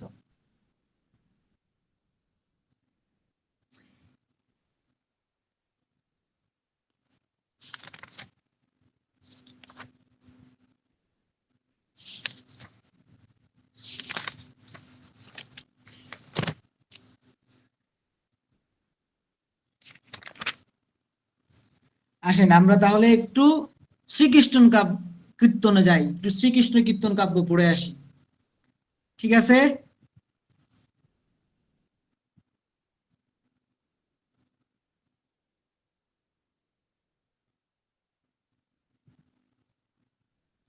আচ্ছা, শ্রীকৃষ্ণ কীর্তন কাব্যের রচয়িতাকে বড়ুচণ্ডী দাস। এই বড়ুচণ্ডী দাস নামে কিন্তু আবার কাহিনী আছে। হ্যাঁ, বিভিন্ন বড়ুচণ্ডী দাস আছে, অনেকগুলো বড়ুচণ্ডী দাস, চণ্ডীদাস, এ চণ্ডীদাস, সে চণ্ডীদাস। তো তাহলে শ্রীকৃষ্ণ কীর্তন কাব্যের যে রচয়িতা, এই রচয়িতার ইসের নাম কি? বড়ুচণ্ডী দাস। শ্রীকৃষ্ণ কীর্তন কাব্যের যে রচয়িতা, সে হচ্ছে বড়ুচণ্ডী দাস। পরীক্ষায় কিন্তু প্রশ্ন আসে এখান থেকে। এবার আসেন, শ্রীকৃষ্ণ কীর্তন কাব্যটা কোথায় পাওয়া গেছে, কে আবিষ্কার করছে? শ্রীকৃষ্ণ কীর্তন কাব্যটা মূলত আবিষ্কার করছে হচ্ছে বসন্ত রঞ্জন রায়। এটা কোথা থেকে আবিষ্কার করছে? 1909 সালে। লিখে রাখেন, শ্রীকৃষ্ণ কীর্তন কাব্য 1909 সালে পশ্চিমবঙ্গের বাঁকুড়া জেলার বিষ্ণুপুরের পশ্চিমবঙ্গের বাঁকুড়া জেলার কাকিল্য গ্রামে, পশ্চিমবঙ্গের বাঁকুড়া জেলার কাকিল্য গ্রাম থেকে একজন গোয়ালঘর থেকে এটা উদ্ধার করা হয়। এটা উদ্ধার কে করছে? বসন্ত বঞ্জন রায়, বিদোদল্লভ। এই বিদোদল্লভ হচ্ছে বসন্ত জি জি, আরেকবার প্লিজ। কোনটা আরেকবার বলবো? এই যে পশ্চিমবঙ্গের বাঁকুড়া উপজেলার কাকিল্য গ্রাম থেকে 1909 সালে এই শ্রীকৃষ্ণ কীর্তন কাব্য আবিষ্কার করা হয়। এটা আবিষ্কার করে হচ্ছে বসন্ত রঞ্জন রায়।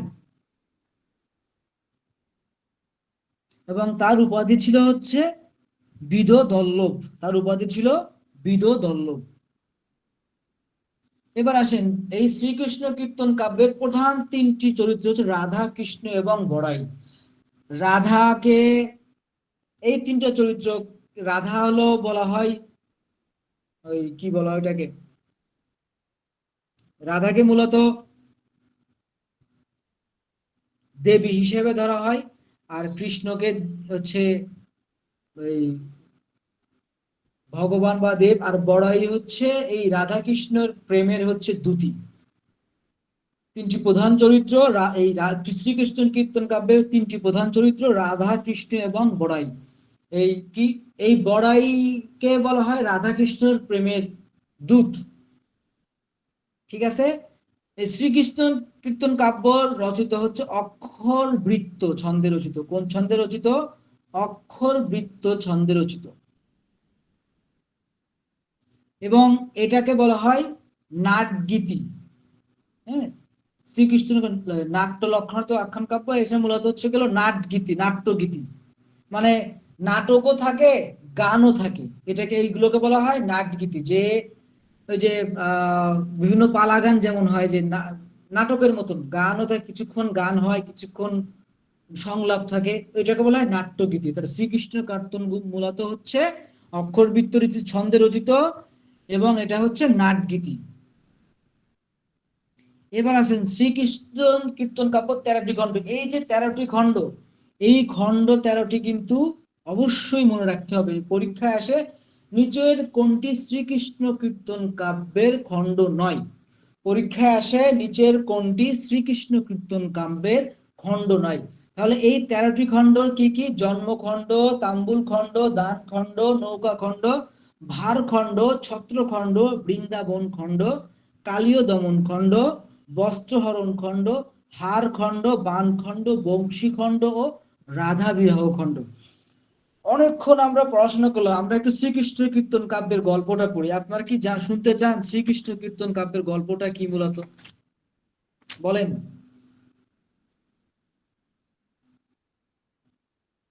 আপনারা কি জানতে চান শ্রীকৃষ্ণ কীর্তন কাব্যের গল্প বা কাহিনী কি মূলত?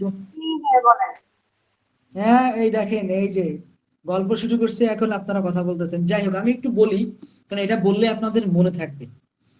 সেটা হচ্ছে কৃষ্ণ এবং রাধা উভয় হচ্ছে ঈশ্বর বা ওদের যে ভগবান, তার ইচ্ছাই মূলত পৃথিবীতে আসছে, মানে ওরা মানুষ রূপে পৃথিবীতে আসছে। এখন কৃষ্ণ যখন জন্মগ্রহণ করবে তখন তো তার মামা ছিল। কৃষ্ণের মামা কে ছিল যেন, বলেন তো? কংস। কংস। হ্যাঁ, কংসু মামা। এই তো দেখছেন, কংসু মামা। তো কৃষ্ণ যখন হচ্ছে ইচ্ছা পোষণ করলো যে মর্তে আসবে, মানে পৃথিবীতে আসবে, পৃথিবীতে এসে সে মানে একটা মূলত আমাদের মুসলিম ধর্ম অনুযায়ী যখন পৃথিবীতে অরাজকতা এবং নৈরাজ্য বেশি বেড়ে যায়, তখন আল্লাহ একজন নবীকে পাঠান বা একজন তার দূতকে পাঠান যে পৃথিবীকে আবার আগের অবস্থায় ফিরিয়ে নিয়ে আসে। তো হিন্দু ধর্মাবলম্বী মতে যখন পৃথিবীতে নৈরাজ্য সৃষ্টি হয়, তখন ঈশ্বরের একজন বা ঈশ্বর নিজেই পৃথিবীতে গমন করেন। তো কৃষ্ণ ছিল ঈশ্বরের একটা অবতার। তো কৃষ্ণর মামা ছিল কংসু। কংসু ছিল হচ্ছে বলা হয় রাবণ, যাকে বলা হয়। তো ও কিন্তু জানতো যে ঈশ্বরের অবতার তার বোনের ঘরেই জন্মগ্রহণ করবে এবং তার বিনাশের কারণ হবে। সেই কারণে তার বোনের যতগুলো সন্তান হয় সব মেরে ফেলে, যতগুলো সন্তান হয় সব মেরে ফেলে। সপ্তম সন্তান যখন হয়, তখন কিন্তু ঈশ্বর যেহেতু সে পৃথিবীতে আসবে, তো সে তো পৃথিবীতে আসবে, তখন ঈশ্বরকে কি করা হয়, সে তার যে নন্দগোপ, তার আর একটা মামা নাকি, আমি আসলে ওটা মাথায় নাই। এই বলেন তো, নন্দগোপ ওটা কি ছিল? নন্দগোপ গোপাল।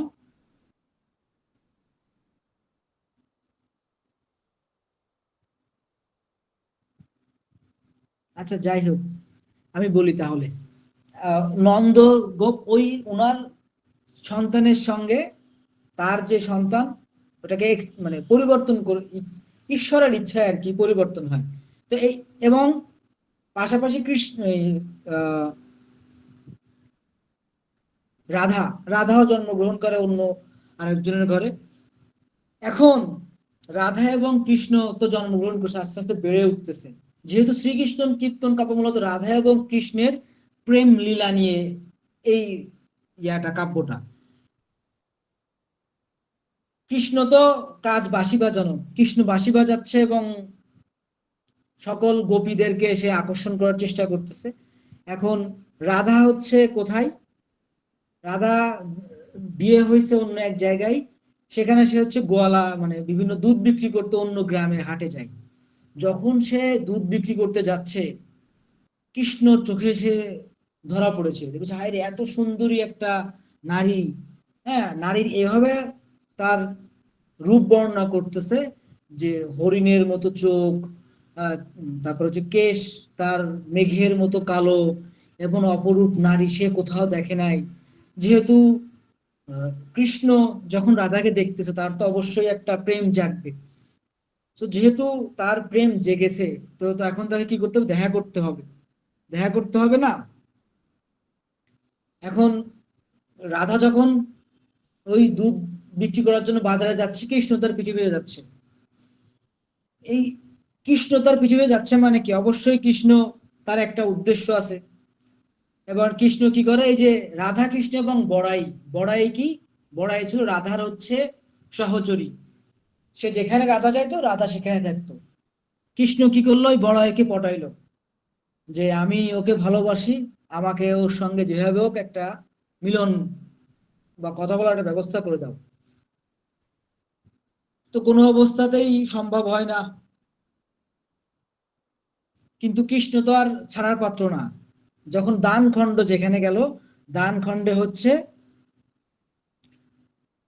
গোপীদের সঙ্গে যে এই যে রাধা কি করলো, মাঝি সাজলো, সরি কৃষ্ণ মাঝি সাজলো। মাঝি সেজে সে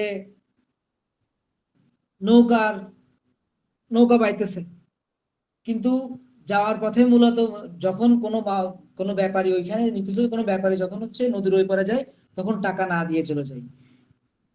টাকা না আসার পথে সে টাকা নাই। এখন কৃষ্ণর তো মতলব ভালো না, কৃষ্ণ তো ওর মতলব তো হচ্ছে রাধাকে যেভাবে হোক তার সঙ্গে রাজি করা, তার প্রেমের রাজি করাবেই। তো যার জন্য এখন বলছে আমাকে টাকা দিতে হবে, টাকা না দিলে আমার সঙ্গে প্রেম করতে হবে। রাধা বলতেছে যে আমি অন্যের বউ, আমার আমার স্বামী আছে ঘরে, আমার পক্ষে সম্ভব না। তো নৌকা খণ্ডে বিভিন্ন ধরনের সংগ্রাম করে তারপরে রাধা কৃষ্ণের মিলন হয়।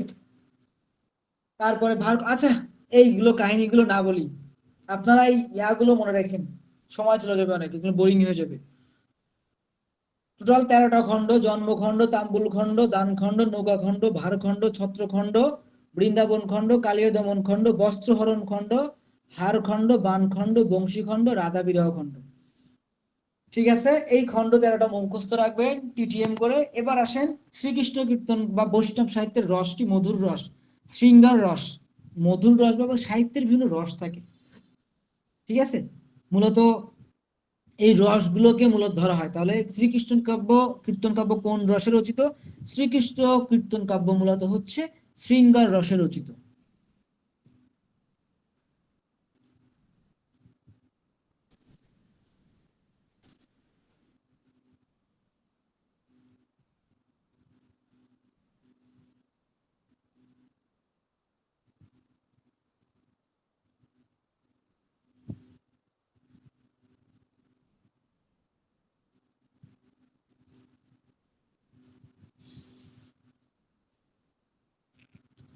আচ্ছা, শ্রীকৃষ্ণ কীর্তন কাব্য মূলত হচ্ছে মধুর রস বা শৃঙ্গার রস। শ্রীকৃষ্ণ কীর্তন কাব্য কয় প্রকার রস আছে? 5 প্রকার রস আছে। এই হুমায়ুন আজাদ শ্রীকৃষ্ণ কীর্তন কাব্যকে নাট্যগীতি বা গীতিনাট্য বলেছেন। গঠন রীতি অনুসারে শ্রীকৃষ্ণ কাব্য মূলত, এটা দরকার আগেই বলছি। এবার আসে শ্রীকৃষ্ণ কীর্তন কাব্যের রচয়িতা বলছিলাম বড়ুচণ্ডী দাস, তার আসল নাম হচ্ছে অনন্ত বড়ু। শ্রীকৃষ্ণ কীর্তন কাব্যের যে রচয়িতা সেটা হচ্ছে বড়ুচণ্ডী দাস, তার আসল নাম হচ্ছে অনন্ত বড়ু। এবং শ্রীকৃষ্ণ কীর্তন রাধা বড়াই কে ছিল? বড়াই ছিল রাধা কৃষ্ণের প্রেমের রূপ দুটি। আর শ্রীকৃষ্ণ কীর্তন মায়ের নাম ছিল যশোদা, আর রাধার নাম ছিল আইহন বা আয়ান ঘোষ। রাধার যে স্বামী তার নাম ছিল আইহন বা আয়ান ঘোষ। এবার আসেন জীবনী সাহিত্য। এই জীবনী সাহিত্য কি? বিভিন্ন মানুষের জীবন নিয়ে। এই শ্রী চৈতন্যদেব, এই শ্রী চৈতন্যদেব একজন ছিল হচ্ছে সাধু, বা তাকে বলা হয় ধর্ম প্রচারক, এবং তার জীবনকে কেন্দ্র করে যে সাহিত্য রচিত হয়েছে তাকে বলা হয় জীবনী সাহিত্য। এই শ্রী চৈতন্যদেবের ডাক নাম কি ছিল? নিমাই। শ্রী চৈতন্যদেবের ডাক নাম কি ছিল? নিমাই। চৈতন্য যুগ, এই দেখেন, এই চৈতন্য মানে জীবনী সাহিত্য, চৈতন্যদেব, শ্রী চৈতন্যদেবের বাংলা সাহিত্যে এতটাই প্রভাব যে সে কোনো সাহিত্য রচনা না করেও শ্রী চৈতন্যদেব, এটা লিখে রাখেন যে বাংলা সাহিত্যের একজন ব্যক্তি, মানে বাংলা সাহিত্যে শ্রী চৈতন্যদেব বাংলা সাহিত্যে কোনো সাহিত্য রচনা না করেও তার নামে একটি যুগ রয়েছে যাকে বলা হয় চৈতন্য যুগ। 1500 থেকে 1700 সাল, এটাকে বলা হয় চৈতন্য যুগ। এই মধ্যযুগকে আবার 3টা ভাগে ভাগ করা হয় এই চৈতন্যদেবের জীবনের উপরে। যে 1200 থেকে 1500 সাল হচ্ছে প্রাক চৈতন্য যুগ, বা মূলত 1400 থেকে 1500 সাল হচ্ছে প্রাক চৈতন্য যুগ, 1500 থেকে 16 বা 1700 সাল হচ্ছে চৈতন্য যুগ, 1700 থেকে মানে 1800 সাল পর্যন্ত হচ্ছে চৈতন্য পরবর্তী যুগ। তাহলে পরীক্ষায় মাঝে মাঝে আসে চৈতন্য যুগ কোনটি, 1500 থেকে 1700 সালে, এই সময়টাকে বলা হয় চৈতন্য যুগ। আর একটা জিনিস, চৈতন্য ওই যে কচরা বা কি শ্রী চৈতন্যদেবের জীবনী গ্রন্থকে গুলো শ্রী চৈতন্যদেবের যে জীবনী গ্রন্থগুলোকে মূলত বলা হয় কচরা। কচরা মানে হচ্ছে আমরা যে ডায়েরি লিখি না, বিভিন্ন ডায়েরি বা দিনলিপি, এই কচরা হচ্ছে ডায়েরি বা দিনলিপি। এখান থেকে খুবই গুরুত্বপূর্ণ প্রশ্ন, শ্রী চৈতন্যদেবের প্রথম জীবনী কাব্য লিখেন বৃন্দাবন দাস রচিত শ্রী চৈতন্য ভগবত। শ্রী চৈতন্য দেবের প্রথম জীবনী কাব্য যেটা লিখে হচ্ছে বৃন্দাবন দাস রচিত চৈতন্য ভগবত। ঠিক আছে। বাংলা সাহিত্যে চৈতন্যদেবের জীবনী দ্বিতীয় গ্রন্থ লিখেন লোচন দাস রচিত হচ্ছে চৈতন্য মঙ্গল। কি লোচন দাস লিখছে হচ্ছে চৈতন্য মঙ্গল। এবং দ্বিতীয় এবং সর্বাপেক্ষা তথ্যবহুল জীবন ছিল কৃষ্ণদাস কবিরাজ রচিত চৈতন্য চরিতামৃত। এবং এই জীবনী সাহিত্যের শ্রেষ্ঠ কবি বলা হয় কৃষ্ণদাসকে। মূলত জীবনী সাহিত্যের শ্রেষ্ঠ কবি কৃষ্ণদাস কবিরাজ। হ্যাঁ, জীবনী সাহিত্যের শ্রেষ্ঠ কবি বলা হয় কৃষ্ণদাস কবিরাজকে। এটা অবশ্যই পরীক্ষায় আসে, অনেকবার পরীক্ষায় আসছে। জীবনী সাহিত্যের প্রথম কবিকে, জীবনী সাহিত্যের প্রথম কবি বৃন্দাবন দাস এবং শ্রেষ্ঠ কবি হচ্ছে কৃষ্ণদাস কবিরাজ।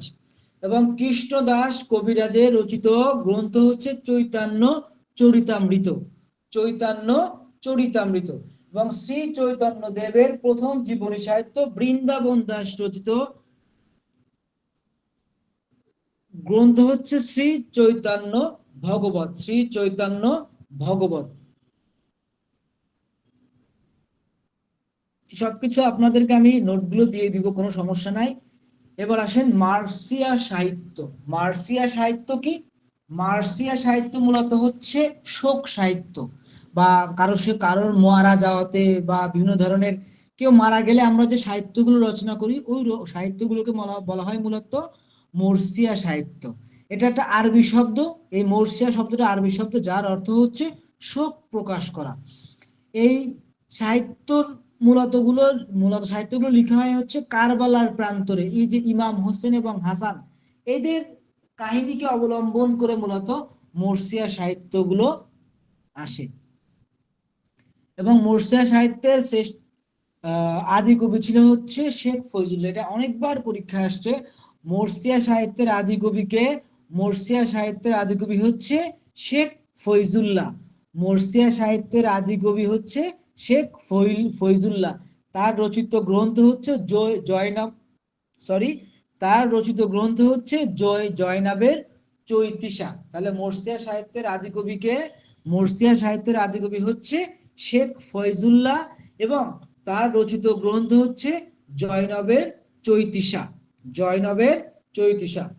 এবার আসেন দৌলত উজির বাহারাম খাঁ, একজন কবি, যিনি হচ্ছে মর্সিয়া সাহিত্য লিখছে, যার রচিত কাব্যের নাম হচ্ছে জঙ্গনামা। যার রচিত কাব্যের নাম হচ্ছে জঙ্গনামা। এবং এই দৌলত উজির বাহারাম খান জন্মগ্রহণ করেন চট্টগ্রাম জেলার ফাতেহাবাদ।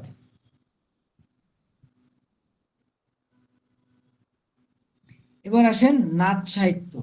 প্রাচীন কাল থেকে যে শিব উপাসক যারা, তারা হচ্ছে এই নাথ ধর্ম প্রচার করে। এবং এই নাথ ধর্মের যে সাহিত্যটি নাথ সাহিত্য বলা হয়। নাথ ধর্মের কাহিনী অবলম্বনে রচিত সাহিত্যকে মূলত বলা হয় নাথ সাহিত্য। একজন মুসলিম হয়েও শেখ ফয়জুল্লাহ নাথ সাহিত্য রচনা করেন।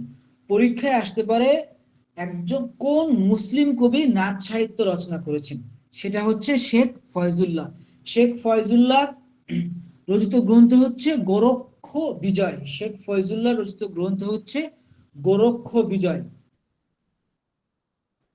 তাহলে যদি পরীক্ষায় আসে একজন মুসলিম হয়েও নাচ সাহিত্য কে রচনা করেছে?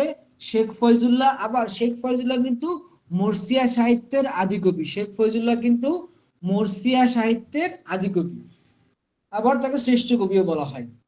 এবং এই নাচ সাহিত্যটা হচ্ছে দুইটা ধর্মের মিশ্রণ। এটা হচ্ছে বৌদ্ধ ধর্ম, একটা হচ্ছে শৈব ধর্ম বা শিব ধর্ম।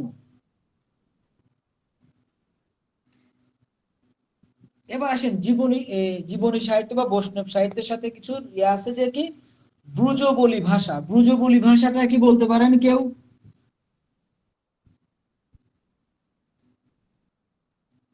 ব্রজবলি ভাষা হচ্ছে একটা কবি ভাষা। বাংলা এবং মিথিলি এই দুই ভাষার মিশ্রণে, বাংলা ভাষা এবং মিথিলি ভাষার মিশ্রণে একটা নতুন ভাষা, এই ভাষা আবিষ্কার করেছে বিদ্যাপতি। এবং এই ভাষাতে কিন্তু রবীন্দ্রনাথ ঠাকুরও চেষ্টা করছে কিছু সাহিত্য লেখার চেষ্টা করছে। জীবনী ভাষার বা জীবনী কাব্য রচনার জন্য বিখ্যাত হচ্ছে বৃন্দাবন দাস, এবং বৈষ্ণব সাহিত্যের সঙ্গে মানে সম্পর্কিত হচ্ছে ব্রজবুলি ভাষা। এই ব্রজবুলি ভাষা হচ্ছে বাংলা এবং মৈথিলি ভাষার মিশ্রণে একটা কবি ভাষা। এবং এই মিথিলি ভাষার আবিষ্কারক হচ্ছে বিদ্যাপতি, এবং বিদ্যাপতি ছিল হচ্ছে একজন মিথিলার কবি। বিদ্যাপতি কি ছিল? মিথিলার কবি। এবার শাক্ত পদবলির জন্য বিখ্যাত ছিল রামপ্রসাদ সেন। এইটা আসে শাক্ত পদবলির জন্য বিখ্যাত কে ছিল? রামপ্রসাদ সেন। এবার আসেন অনুবাদ সাহিত্য। অনুবাদ সাহিত্য কি? এই যে বাংলা সাহিত্য মধ্যযুগের কবিরা বিভিন্ন, যে আমরা যেমন ইউসুফ জুলেখা, তারপরে হচ্ছে লাইলি মজনু, যে গল্পগুলো আমরা পড়ি, ইউসুফ জুলেখা তো ইরানি পারস্যের একজন কবি, হ্যাঁ, জাম্মির রচিত, এটা বাংলা ভাষায় অনুবাদ করা হয়েছে। এই অনুবাদ সাহিত্য হচ্ছে বাংলা ভাষার অন্য ধরনের। রামায়ণ মহাভারত, এই যে জাত মহাকাব্য পৃথিবীতে, এটা একটা গুরুত্বপূর্ণ প্রশ্ন। পৃথিবীতে জাত মহাকাব্য আছে 4টি: রামায়ণ মহাভারত ইলিয়াড ওডিসি। রামায়ণ মহাভারত ইলিয়াড ওডিসি। তাহলে যদি এটা কিন্তু খুবই গুরুত্বপূর্ণ। মহাকাব্য কয়টি আপনারা সবাই জানেন? 4টি। কিন্তু কোন 4টি এটা কিন্তু আপনারা আবার জানেন না। তাহলে কোন 4টি মহাভারত বলেন তো একটু কেউ?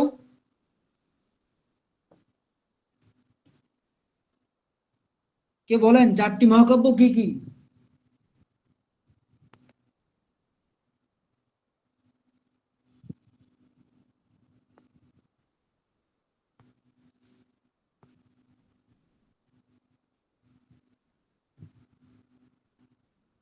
কিরে কেউ কথা বলে না কেন?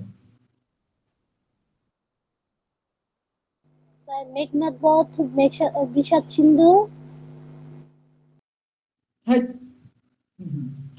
পৃথিবীতে জাত মহাকাব্য 4টি। মেঘনাদ বিষাদ সিন্ধু ওই মহাকাব্য না। জাত মহাকাব্য 4টি: রামায়ণ মহাভারত ইলিয়াড ওডিসি।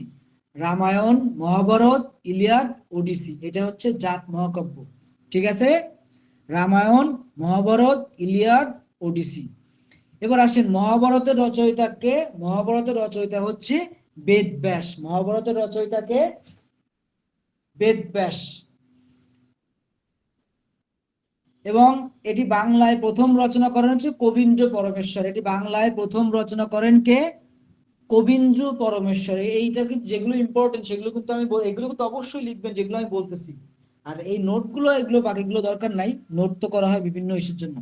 তাহলে মহাভারত হচ্ছে 4টি: রামায়ণ মহাভারত ইলিয়াড ওডিসি। এই মহাভারত রচনা করেন হচ্ছে বেদব্যাস, এবং বাংলায় প্রথম মহাভারত অনুবাদ করেন কবীন্দ্র পরমেশ্বর। তার অনুদিত গ্রন্থের নাম ছিল পরাগলি মহাভারত। এই পরাগলি মহাভারত নামকরণ কেন লিখলো একজন, নামকরণ হলো আর একজনের?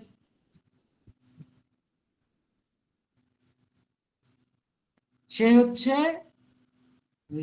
পরাগল নামে একজন রাজা ছিল, তার নির্দেশে এটা অনুবাদ করেন, যার জন্য বলা হয় পরাগলি মহাভারত। শ্রীকর নন্দী নামে আর একজন মহাভারতকে অনুবাদ করেন, যারা ছিল তার নাম ছিল, সেটার গ্রন্থের নাম ছিল ছুটিখানি মহাভারত। এবং মহাভারতের শ্রেষ্ঠ বাংলা অনুবাদ ছিল কাশিরাম দাস। এখান থেকে দুইটা প্রশ্ন পরীক্ষা আসে। মহাভারতের প্রথম অনুবাদককে কবীন্দ্র পরমেশ্বর, শ্রেষ্ঠ অনুবাদক হচ্ছে কাশিরাম দাস। তবে এই যে পরাগুলি মহাভারত এবং হচ্ছে ছুটিগান, এই দুটো মাঝে মাঝে পরীক্ষায় আসে। ওই যে শ্রীকর নন্দী আর হচ্ছে কবীন্দ্র পরমেশ্বর। এবার আসেন ভগবত। এই মহাভারত এবং ভগবত দুইটারই অনুবাদ হচ্ছে বেদব্যাস।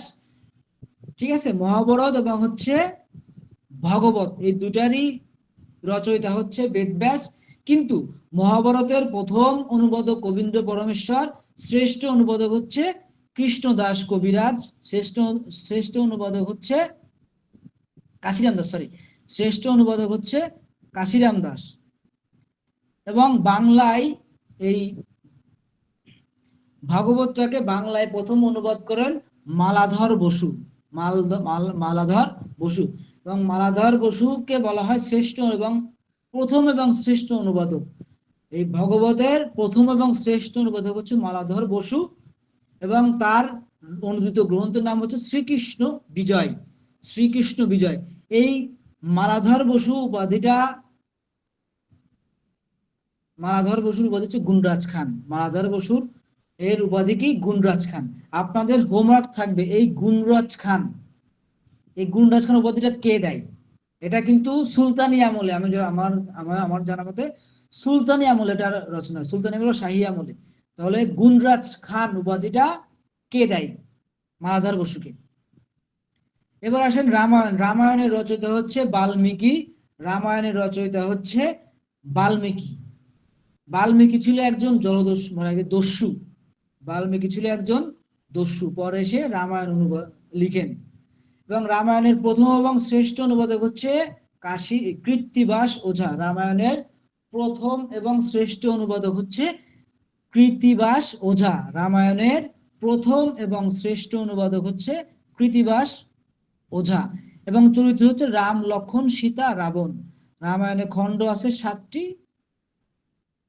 এবং রামায়ণের মহিলা অনুবাদক হচ্ছে চন্দ্রাবতী। রামায়ণের প্রথম মহিলা অনুবাদক হচ্ছে চন্দ্রাবতী। চন্দ্রাবতীকে বলা হয়, এটা অনেকবার পরীক্ষায় আসছে, চন্দ্রাবতীকে বলা হয় বাংলা সাহিত্যের প্রথম মহিলা কবি। চন্দ্রাবতীকে কি বলা হয়?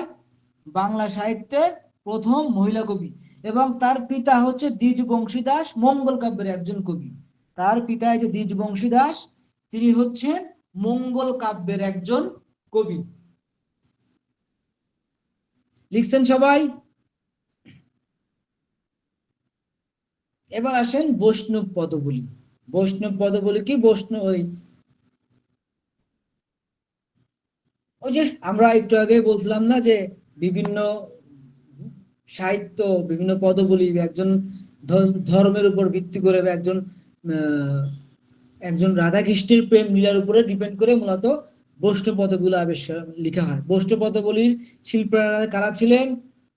নরহরি সরকার, বাসু ঘোষ, লোচন দাস, জ্ঞান দাস, গোবিন্দ দাস, বিদ্যাপতি। এবং বৈষ্ণব পদবলী ব্রজবুলি ও বাংলা ভাষায় রচিত। এই ব্রজবুলি ভাষা আগেই বলে ফেলছি, কৃত্রিম মিশ্র ভাষা, বাংলা ও মৈথিলি ভাষার মিশ্রণ হচ্ছে ব্রজবুলি ভাষা। বিদ্যাপতি ছিল বৈষ্ণব পদবলীর জনক। বিদ্যাপতি হচ্ছে বৈষ্ণব পদবলীর জনক, এবং বৈষ্ণব পদবলীর আদি কবি ছিল হচ্ছে বিদ্যাপতি। বৈষ্ণব পদবলীর আদি কবি ছিল হচ্ছে বিদ্যাপতি। এবং মিথিলার বাঙালি ন্যায় বাংলা সাহিত্য রচনা করছে হচ্ছে বিদ্যাপতি। এবং জ্ঞান দাস ছিল চণ্ডীদাসের শিষ্য। এই যে জ্ঞান দাসের দুইটা উক্তি আছে, পরীক্ষায় আসে। রূপ লাগিয়ে আখি ঝরে, গুণে মন ভরে। তারপর হচ্ছে প্রতি অঙ্গ লাগি, প্রতি অঙ্গ কাঁদে মোর। শোয়ার লাগিয়ে বাঁধিনু ঘর, অনলে পুড়িয়া গেল। এই উক্তি কিন্তু পরীক্ষায় আসে।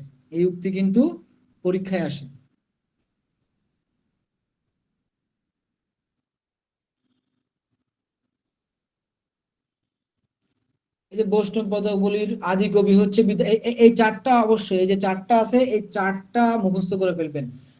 এই চারটা থেকে একটা প্রশ্ন আপনি বিভিন্ন পরীক্ষায় পাবেন, যে আদি কবি কি। মানে বৈষ্ণব পদবলীর আদি কবি হচ্ছে বিদ্যাপতি দাস। বৈষ্ণব পদবলীর আদি কবি বিদ্যাপতি দাস, তিনি ছিল অবাঙালি। এবং বাংলা ভাষার আদি কবি হচ্ছে চণ্ডীদাস। পদগুলির জনপ্রিয় কবি জ্ঞান দাস এবং উল্লেখযোগ্য কবি গোবিন্দ দাস। সংস্কৃত ভাষার আদি কবি হচ্ছে জয়দেব। সংস্কৃত ভাষায় বৈষ্ণব পদগুলির আদি কবি হচ্ছে জয়দেব। এখানে কিন্তু কনফিউশন আছে। বৈষ্ণব পদগুলির আদি কবি হচ্ছে বিদ্যাপতি, বাংলা ভাষায় বৈষ্ণব পদগুলির আদি কবি হচ্ছে চণ্ডীদাস এবং শ্রেষ্ঠ কবি জ্ঞান দাস এবং সংস্কৃত ভাষার আদি কবি হচ্ছে জয়দেব।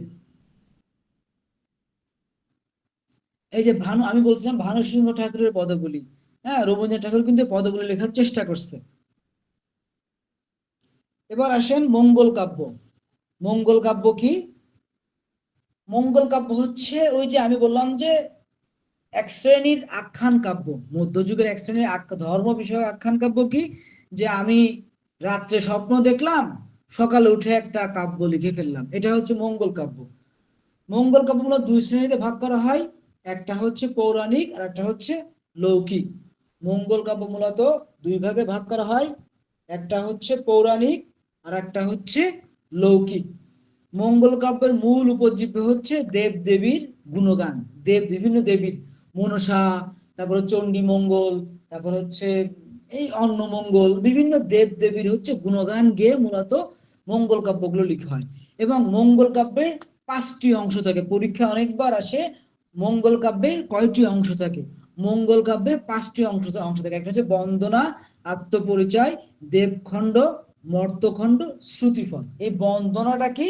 বন্দনাটা হচ্ছে যে যে দেবীকে নিয়ে এই কাব্যটা লেখা হয়, ওই দেবীর গুণগান গেয়ে, হ্যাঁ, আজ মনসা বা যে দেবীটা লেখা হয়, ওই দেবীর গুণগান নিয়ে যে কাব্য লেখা হয় সেটা হচ্ছে মনসা মঙ্গল কাব্য, মানে বন্দনা। আর আত্মপরিচয় কি? যে কবি এই কাব্যটা লিখছে তার নিজের পরিচয় বা এই গল্পে কি হবে সেটার পরিচয়। দেবখণ্ড, দেবখণ্ড কি? এই কাব্যের ভিতরে একটা দেব দেবীদের একটা পাঠ থাকে, দেব দেবীরা বিভিন্ন যে তাদের পরিচয় বা কে তাই নিয়ে একটা থাকে। এবং দেব দেবীরা মর্তে এসে যে উপাখ্যানগুলো থাকে সেটা মর্তখণ্ড। আর শ্রুতিফল হচ্ছে এবং সর্বশেষ যে কাহিনী সেটাকে বলা হয় হচ্ছে শ্রুতিফল। এবার আসেন আদি মঙ্গল কাব্য। মঙ্গল কাব্যে তো 4টা কাব্য, যে মঙ্গল কাব্য, তারপরে হচ্ছে মনসা মঙ্গল কাব্য, ধর্মমঙ্গল, অন্নমঙ্গল। এই মঙ্গল কাব্যের আদি মঙ্গল হচ্ছে মনসা মঙ্গল কাব্য। মঙ্গল কাব্যের মাঝে আদি যে কাব্য সেটা হচ্ছে মনসা মঙ্গল কাব্য। এই মঙ্গল কাব্যের একটা অপ্রধান ধারা আছে ধর্মমঙ্গল আর কালিকা মঙ্গল। এবার আসেন মনসা মঙ্গল কাব্য কি? মনসা মঙ্গল মোট 22 জন কবিতা ছিল, এটা দরকার নাই। এইটা মনে রাখেন, মনসার কবি ববি, মনসার কি? বিপ্রদাস বিপলায়। বিপ্রদাস মনসা বিজয় লিখে দ্বিজবংশী দাস, বিজয় গুপ্ত। দেখেন এখান থেকে দুটা জিনিস মনে রাখবেন, যে বিজয় গুপ্ত হচ্ছে মনসা মঙ্গল কাব্যের শ্রেষ্ঠ কবি আর কানাহরি দত্ত হচ্ছে আদি কবি। পরীক্ষায় আসে, এখান থেকে বারবার পরীক্ষায় আসে যে মনসা মঙ্গল কাব্যের আদি কবি কে? মনসা মঙ্গল কাব্যের আদি কবি কানাহরি দত্ত এবং শ্রেষ্ঠ কবি বিজয় গুপ্ত। শ্রেষ্ঠ কবি হচ্ছে বিজয় গুপ্ত।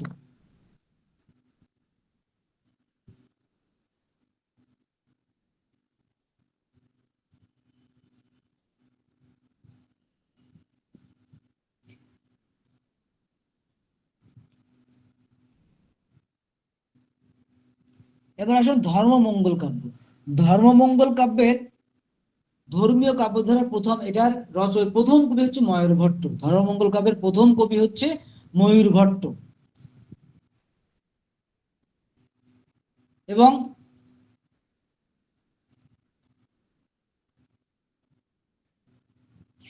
আর এর দুজন প্রধান কবি আছে রূপরাম চক্রবর্তী এবং ঘনরাম চক্রবর্তী। এবার চণ্ডীমঙ্গল কাব্যের হচ্ছে আদি কবি হচ্ছে মানিক দত্ত এবং মুকুরাম চক্রবর্তী হচ্ছে প্রধান কবি বা শ্রেষ্ঠ কবি। চণ্ডীমঙ্গল কাব্যের আদি কবি হচ্ছে মানিক দত্ত আর প্রধান বা শ্রেষ্ঠ কবি হচ্ছে মুকুন্দরাম চক্রবর্তী। এটা পরীক্ষায় আসে। এই মুকুন্দরাম চক্রবর্তীর উপাধি হচ্ছে কবি কঙ্কন। কবি কঙ্কন মুকুন্দরাম চক্রবর্তী।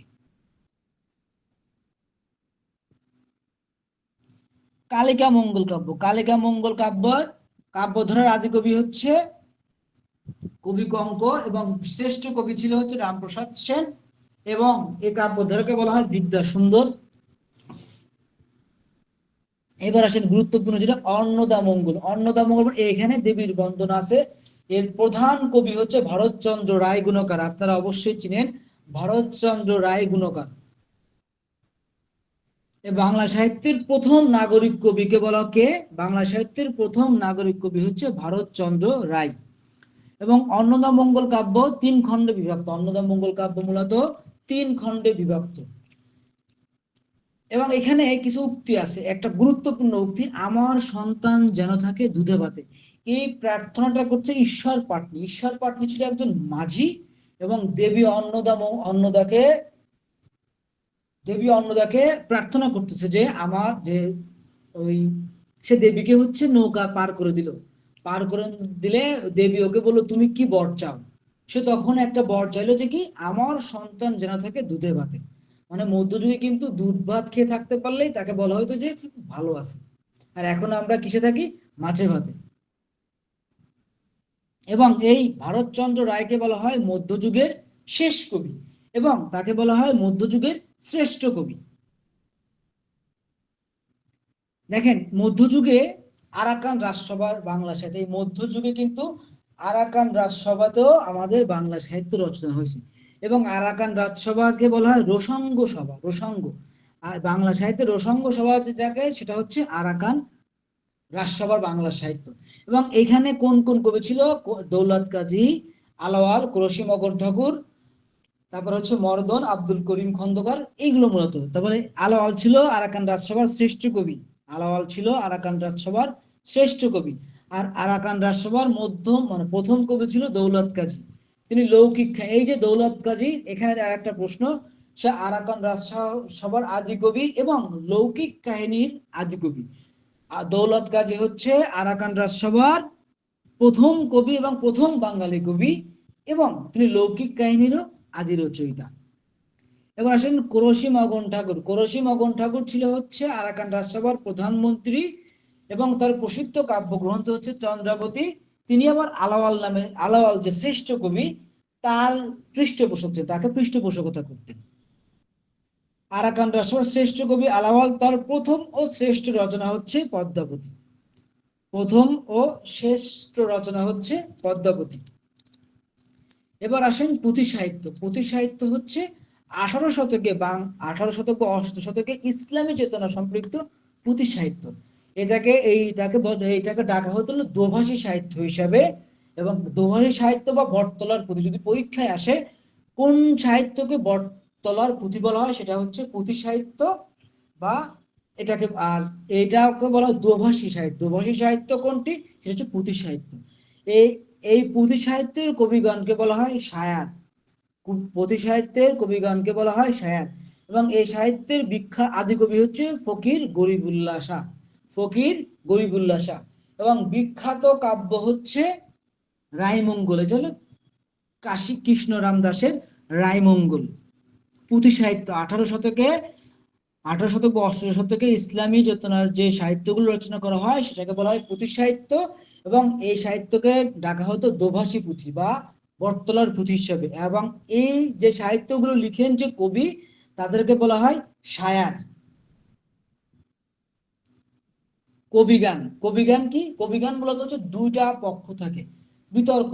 একটা হচ্ছে একটা টপিক নিয়ে দুইজনে পক্ষ বিপক্ষে আলোচনা করে। এই কবিগানের প্রথম কবি হচ্ছে গুজলাগুই। কবিগানের প্রথম কবি হচ্ছে গুজলাগুই, ঠিক আছে। অন্যান্য কবি হচ্ছে হারু ঠাকুর, কেষ্টামুচি, অ্যান্টনি, এই যে অ্যান্টনি ফিরিঙ্গি, রামরাম বসু। এই অ্যান্টনি ফিরিঙ্গি, রামরাম বসু, অ্যান্টনি ফিরিঙ্গি কিন্তু একজন বিদেশি হয়েও কবিগান কে লিখছে? অ্যান্টনি ফিরিঙ্গি। পরীক্ষায় আসে যে নিচের কোনটি কে কবিগান লিখছে? রামরাম বসু, অ্যান্টনি ফিরিঙ্গিরা পরীক্ষায় থাকে। এবং কবিগানের প্রথম কবি হচ্ছে গোজলাগুই। মুসলিম সাহিত্য ও রোমান্টিক প্রণয়োপাখ্যান। মধ্যযুগের সব থেকে একটা গুরুত্বপূর্ণ ধারা হচ্ছে মুসলিম সাহিত্য ও রোমান্টিক প্রণয়োপাখ্যান। এই মুসলিম সাহিত্য ও রোমান্টিক প্রণয়োপাখ্যানের প্রথম কবি শাহ মোহাম্মদ শফিক। মুসলিম সাহিত্য এবং মানে এই ধারার প্রথম কবি হচ্ছে শাহ মোহাম্মদ শফী। এই শাহ মোহাম্মদ শফী হচ্ছে বাংলা সাহিত্যের প্রথম মুসলমান কবি, বাংলা সাহিত্যের প্রথম মুসলমান কবি। তিনি হচ্ছে গৌড়েশ্বর সুলতান গিয়াসউদ্দিন আজম শাহের রাজত্বকালে এই কাব্য রচনা করেন। গৌড়েশ্বর সুলতান গিয়াসউদ্দিন আজম শাহের রাজত্বকালে তিনি এই কাব্য রচনা করেন। এবং এই ধারার শ্রেষ্ঠ কবি এবং মুসলিম সাহিত্য শ্রেষ্ঠ মুসলমান কবি ছিল সৈয়দ আলাওয়াল, বা ওই যে আমরা আলাওয়াল যে ছিল আগেই, উনিই মূলত। সে আবার আরাকান রাজসভার শ্রেষ্ঠ কবি ছিল, আবার মুসলিম সাহিত্য রোমান্টিক প্রণয়োপাখ্যান ধারারও শ্রেষ্ঠ কবি ছিল আলাওয়াল। এবং আর একজন বিখ্যাত ছিল দৌলত উজির বাহরাম খান। দেখেন এই ধারার শ্রেষ্ঠ কিছু, লাইলি মজনু দৌলত উজির বাহরাম খান লিখছে, আলাওয়াল লিখছে পদ্মাবতী, মোহাম্মদ কবির লিখছে মধুমালতী, আর ইউসুফ জুলেখা লিখছে শাহ মোহাম্মদ শফী। লাইলি মজনু আমাদের যে প্রেম কাহিনী, লাইলি মজনু লিখছে কে? দৌলত উজির বাহরাম খান। পদ্মাবতী হচ্ছে আলাওয়াল। মধুমালতী লিখছে হচ্ছে ওই যে গান শুনেন না, মধুমালতী ডাকে আই, এই সেই মধুমালতী লিখছে মোহাম্মদ কবির। ইউসুফ জুলেখা লিখছে শাহ মোহাম্মদ সগীর।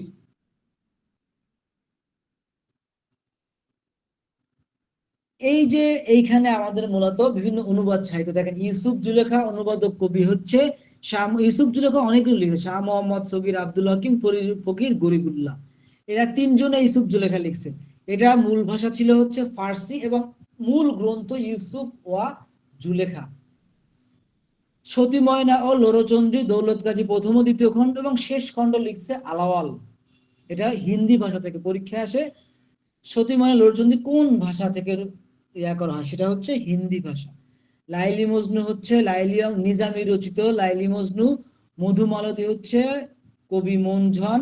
এখানে এইটা লিখে নিবেন, পদ্মাবতী আলাওয়াল হিন্দি, পদুমাবত, এটা পরীক্ষা আসে। পদ্মাবতী এটা আলাওয়াল অনুবাদ করছে কোন ভাষা থেকে? হিন্দি ভাষা থেকে। এবং এটার হচ্ছে পদুমাবত। তোফা আলাওয়াল, হপ্তর ফয়কার আলাওয়াল, সিকিন্দার নামে আলাওয়াল। আলাওয়াল কিন্তু অনেকগুলো অনুবাদ, এই জন্য আলাওয়ালকে বলা অনুবাদ সাহিত্য বা রোমান্টিক প্রণয়োপাখ্যান ধারার শ্রেষ্ঠ কবি। লোক সাহিত্য, লোক সাহিত্য কি মানুষের মুখে মুখে যে সাহিত্য, সেটা হচ্ছে লোক সাহিত্য। এই ছড়া হচ্ছে, এটা লোক সাহিত্য প্রাচীনতম ধারা হচ্ছে ছড়া। লোক সাহিত্যের প্রাচীনতম যে ধারা সেটা হচ্ছে ছড়া। ধাঁধা কি ছিল? আমরা ধাঁধা পড়ি না, এক হাত বললা 12 হাত সিং, উড়ে যা বললা ধা থিং থিং, হ্যাঁ, কলা রুয়ে না কাটই বা কলা রুয়ে না কাটই পাতা, তাতেই কাপড় তাতেই ভাত, বিভিন্ন ধরনের আমরা ছন্দ ধাঁধা পড়ি, এগুলো হচ্ছে লোক সাহিত্য। লোক সাহিত্যের ভিতরে আছে উত্তরবঙ্গ গীতিকা, পূর্ববঙ্গ গীতিকা এবং হচ্ছে ময়মনসিংহ গীতিকা।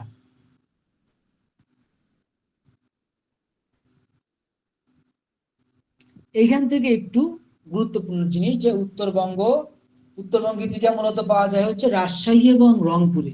উত্তরবঙ্গের যে গীতিকা, এটা পাওয়া যায় মূলত রাজশাহী এবং রংপুরে, এটার আর এক নাম হচ্ছে নাথ সাহিত্য। আর পূর্ববঙ্গ গীতিকার যে উল্লেখযোগ্য যে গীতিকা হচ্ছে নিজামী ডাকাতের পালা, কাফন চোরা, কমলা সাগর, আয়না বিবি, এটা হলো পূর্ববঙ্গ গীতিকা। এবং সব থেকে গুরুত্বপূর্ণ হচ্ছে ময়মনসিংহ গীতিকা। এই ময়মনসিংহ গীতিকার শ্রেষ্ঠ পালা হচ্ছে মহুয়া। মহুয়া হচ্ছে শ্রেষ্ঠ পালা, ময়মনসিংহ গীতিকার মহুয়া হচ্ছে শ্রেষ্ঠ পালা। এবং এর রচয়িতা হচ্ছে দ্বিজ কানাই। দ্বিজ কানাই ছিল ওই যে মহিলা কবি, কে ছিল বলেন তো? রামায়ণের অনুবাদক মহিলা কবি কে ছিল? চন্দ্রাবতী। চন্দ্রাবতী। এই চন্দ্রাবতীর বাবা হচ্ছে দ্বিজ কানাই। প্রথম বাংলা সাহিত্যের মহিলা কবি হচ্ছে চন্দ্রাবতী, এবং এই চন্দ্রাবতীর বাবা হচ্ছে দ্বিজ কানাই। এবং এই দ্বিজ কানাই লেখা ময়মনসিংহ গীতিকা হচ্ছে মহুয়া। এই মহুয়া হচ্ছে ময়মনসিংহ গীতিকার শ্রেষ্ঠ পালা। আর এর প্রধান চরিত্র হচ্ছে মহুয়া এবং নদের চাঁদ। দেওয়ানে মদিনা লিখছে মনসুর বয়াতি। এটা ম্যাক্সিমাম কোন আপনি 5টা পরীক্ষা দিলে 2টাতে পাবেন, দেওয়ানে মদিনা লেখককে বা মহুয়া লেখককে। ঠিক আছে, মনসুর বয়াতি। জয় চন্দ্র ও চন্দ্রাবতী, এটা লেখক হচ্ছে নয়ন চন্দ্র ঘোষ। কাজলা রেখা মলুয়া। ঠিক আছে, এবার আসেন আধুনিক যুগ। আধুনিক যুগ কখন বলছিলাম? আধুনিক যুগ হচ্ছে আমাদের 1860 সাল থেকে বর্তমান, যেটা হচ্ছে আমাদের আধুনিক যুগ। এবং আধুনিক যুগের আমাদের সাহিত্য কি? আধুনিক যুগের সাহিত্য হচ্ছে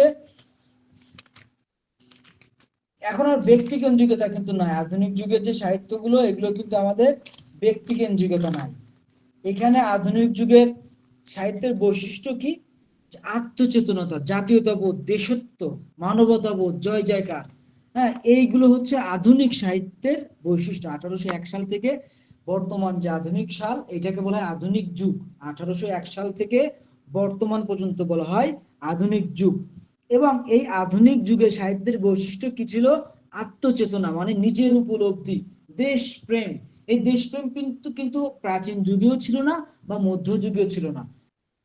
এই আধুনিক যুগের অন্যতম বৈশিষ্ট্য, সাহিত্যের বৈশিষ্ট্য হচ্ছে দেশপ্রেম, মানবতাবাদ, মানবতার জয় জয়কার, হ্যাঁ, এইগুলো হচ্ছে আধুনিক যুগের সাহিত্য। এবং আধুনিক যুগ শুরু হয় মাইকেল মধুসূদন দত্তের আবির্ভাবের মধ্য দিয়ে। মূলত মধ্যযুগ শেষ হয়, বলেন তো, আমি একটু আগে বলছি মধ্যযুগ শেষ হয় কার মাধ্যমে?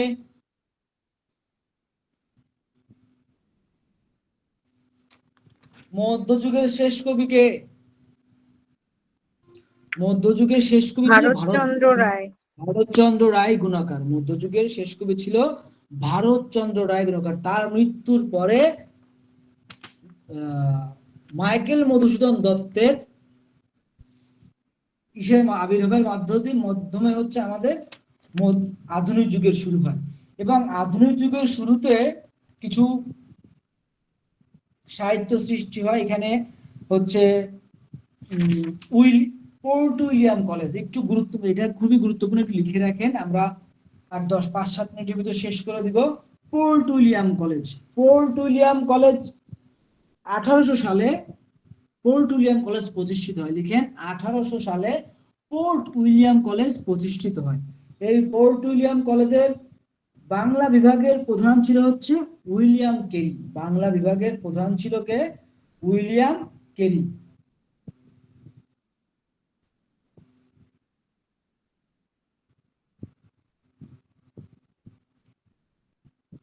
এবং বাংলা বিভাগ, পোর্ট উইলিয়াম কলেজ 1800 সালে প্রতিষ্ঠিত হলেও 1801 সালে বাংলা বিভাগ চালু হয় এবং এই বাংলা বিভাগের প্রধান ছিল উইলিয়াম কেরি।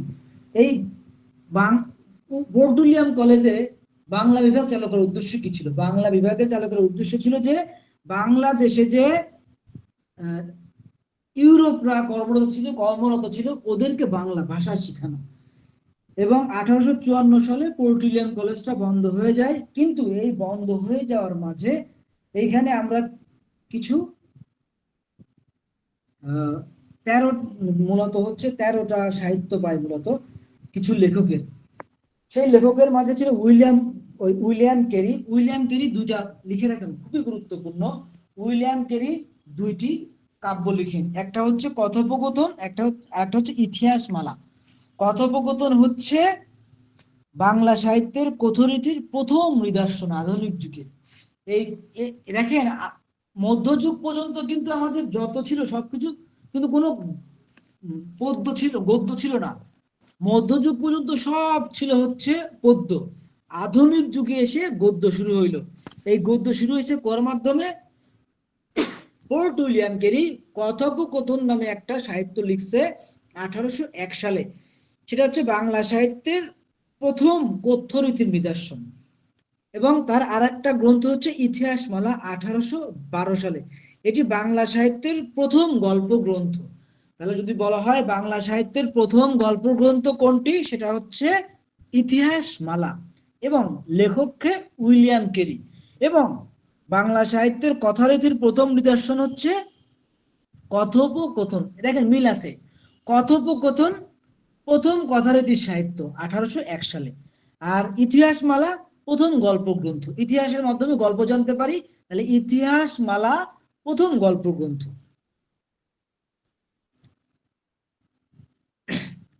এই উইলিয়াম কেরিকে বাংলা কে শিখান? সে বাংলা ভাষায়, সে তো একজন ইউরোপিয়ান, সে বাংলা শিখলো। উইলিয়াম কেরিকে বাংলা শেখানো হচ্ছে রামরাম বসু। উইলিয়াম কেরিকে বাংলা শিখানো হচ্ছে রামরাম বসু।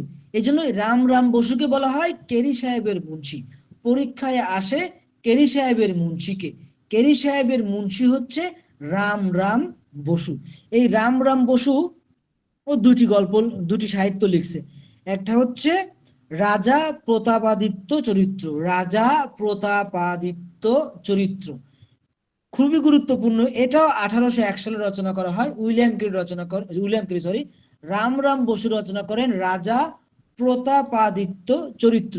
এটি বাঙালির লিখা বাংলা অক্ষরে মুদ্রিত প্রথম জীবন চরিত্র বা প্রথম সাহিত্য। তাহলে যদি পরীক্ষায় আসে বাঙালির লিখা বাংলা সাহিত্যের বাংলা অক্ষরে প্রথম মুদ্রিত জীবন চরিত্র কোনটি, সেটা হচ্ছে রাজা প্রতাপাদিত্য চরিত্র। কে লিখে? রামরাম বসু। কত সালে? 1801 সালে। এবং লিপিমালা 1802 সালে প্রকাশ করা হয় এবং এটি বাংলা সাহিত্যের প্রথম পত্র সাহিত্য। বাংলা সাহিত্যের প্রথম পত্র সাহিত্য কোনটি? বাংলা সাহিত্যের প্রথম পত্র সাহিত্য হচ্ছে লিপিমালা। কে লিখেছে? রামরাম বসু। এবার আসেন মৃত্যুঞ্জয় বিদ্যালঙ্কার, খুবই গুরুত্বপূর্ণ, এখান থেকে কিন্তু প্রশ্ন আসে। মৃত্যুঞ্জয় বিদ্যালঙ্কারকে বলা হয় এই পোর্ট উইলিয়াম কলেজের শ্রেষ্ঠ লেখক। যদি পরীক্ষায় আসে পোর্ট উইলিয়াম কলেজের শ্রেষ্ঠ লেখককে, তাহলে উত্তর হবে পোর্ট উইলিয়াম কলেজের শ্রেষ্ঠ লেখক মৃত্যুঞ্জয় বিদ্যালঙ্কার। মৃত্যুঞ্জয় বিদ্যালঙ্কারের 4টা টোটাল আছে 5টা, তার ভিতরে 4টা হচ্ছে ওই পোর্ট উইলিয়াম কলেজে থাকা অবস্থায় লিখছে। সেটা হচ্ছে 32 সিংহাসন, হিতোপদেশ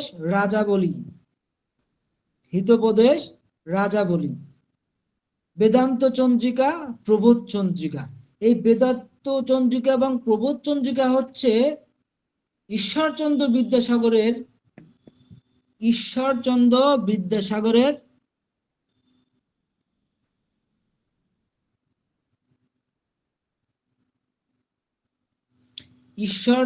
বিদ্যাসাগরের একটা গল্পের কে সমালোচনা করে লিখে মূলত। এবার আসুন রাজীব লোচন মুখোপাধ্যায় রচিত উপন্যাস সাহিত্য হচ্ছে মহারাজ কৃষ্ণচন্দ্র রায়স্য চরিতম। রাজীব লোচন মুখোপাধ্যায় রচিত সাহিত্যকর্ম হচ্ছে মহারাজ কৃষ্ণচন্দ্র রায়স্য চরিতম। তারিণীচরণ মিত্রের রচিত সাহিত্যকর্ম হচ্ছে অরিয়েন্টাল ফেবুলিস্ট। তারিণীচরণ মিত্রের রচিত সাহিত্যকর্ম হচ্ছে অরিয়েন্টাল ফেবুলিস্ট। তারপরে হচ্ছে গোলকনাথ শর্মা রচিত সাহিত্যকর্ম হচ্ছে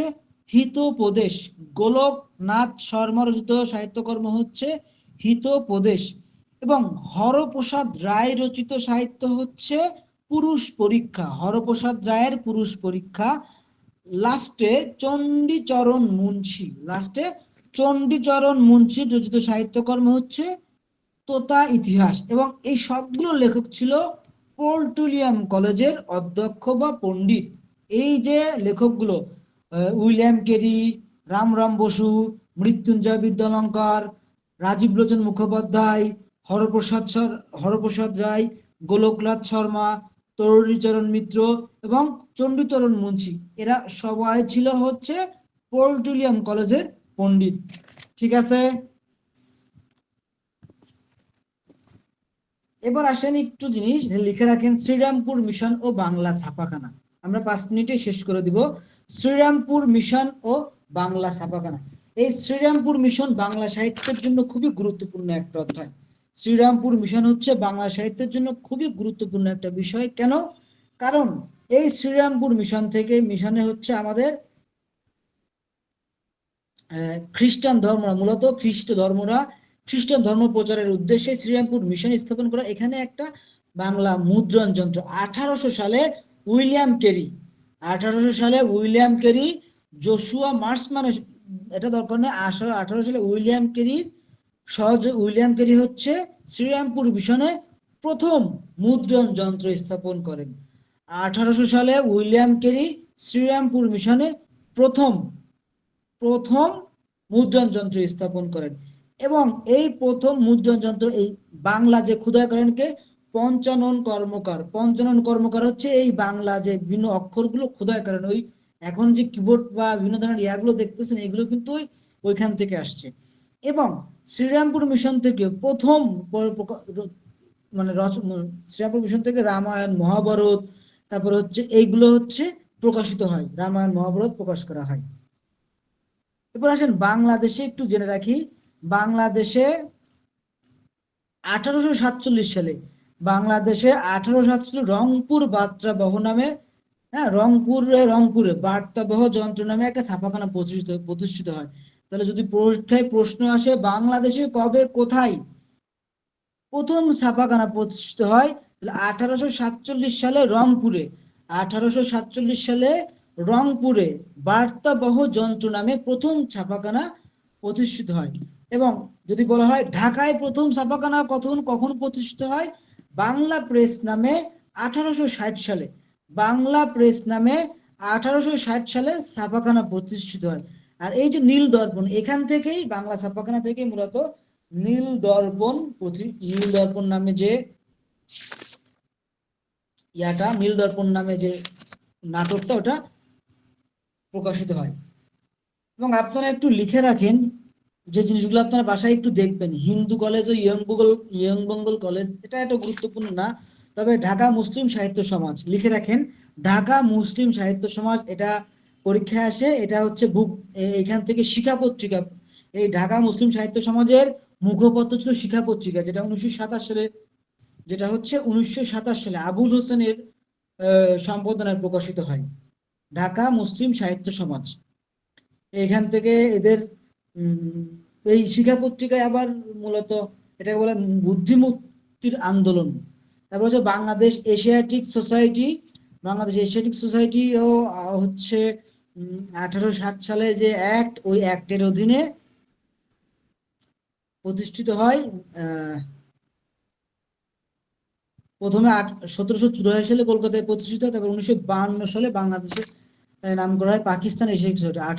1784 সালে কলকাতায় মূলত এটা বাংলাদেশ এশিয়াটিক সোসাইটি বলে নামে প্রতিষ্ঠিত করা হয়।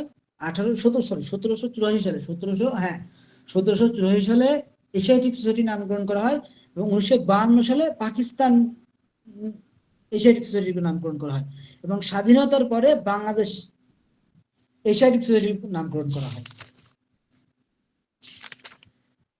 ঠিক আছে, তাহলে আজকের মতন এই পর্যন্তই। আপনারা একটু বলেন যে ক্লাসগুলো আপনাদের কেমন লাগছে, আজকের ক্লাসটা কেমন লাগছে আমাকে জানাবেন। এবং রেকর্ডিংটা আমি এখন দিতে পারবো না, রেকর্ডিংটা আশা করি কালকে দিয়ে দিব ইনশাল্লাহ। ভাইয়া কালকে ক্লাসটা কখন? দুপুর 12টায়? দুপুর 12টায় ক্লাস করবেন আপনি? না, আমি মেবি দেখছিলাম গ্রুপে, ওই জন্যই শুনলাম। না, ক্লাসটা দুপুর 12টায় না, তবে আশা করি কালকে আপনাদের হচ্ছে ম্যাথ ক্লাস হবে। একজন কাস্টমস কর্মকর্তা উনি ম্যাথ ক্লাসটা নেবেন, এবং এই সোমবারে আপনাদের সেমিনার ম্যাথ ক্লাসটা উনি নেবেন। আশা করি ভালো একটা ক্লাস হবে। কালকে হচ্ছে মূলত বীজগণিত মানে পার্ট যেটা ওইটা হবে, অথবা যেটা যাই হোক জানিয়ে দিব আমি গ্রুপে। কালকে ম্যাথ ক্লাস হবে, তো সবাই একটু প্রিপারেশন নিয়ে আসবেন ম্যাথ করার জন্য। এবং এই যে আজকে যেটা দিলাম না, এটা কিন্তু যেহেতু এখন আমি ফুল শুরু করে নেই, পরীক্ষা নিব, পরীক্ষা কিন্তু আমি এটার প্রতি শুক্রবার একটা আমাদের মূলত প্রতি শুক্রবার একটা সেন্ট্রাল পরীক্ষা থাকবে। আর আজকে যে ক্লাসটা নেওয়া হবে পরের দিন ক্লাস শুরুর আগে ওটার পরীক্ষা দিবেন, ঠিক আছে? ভাইয়া, স্লাইড মাঝে মধ্যে বন্ধ হয়ে যায়, স্লাইড দেখা যায় না, এটা একটু ঠিক করে দিয়ে নেক্সট ক্লাস থেকে। না, স্লাইড তো আমি সব সময় দেখতে পারছি, আমি নিজেও ফোন থেকে আমি দেখতেছি ফোনে সমস্যা হচ্ছে কিনা। আমি নিজেই তো ফোন থেকে করতেছি, তারপরে আমি এটা দেখবো অবশ্যই। ঠিক আছে, তাহলে সবাই ক্লাস কেমন হলো আমাকে একটু গ্রুপে জানাবেন। আর আমি পিপিটিটা বা এই যে পিডিএফটা আমি একটু পরে দিয়ে দিব। সবাই ভালো থাকবেন, ধন্যবাদ সবাইকে।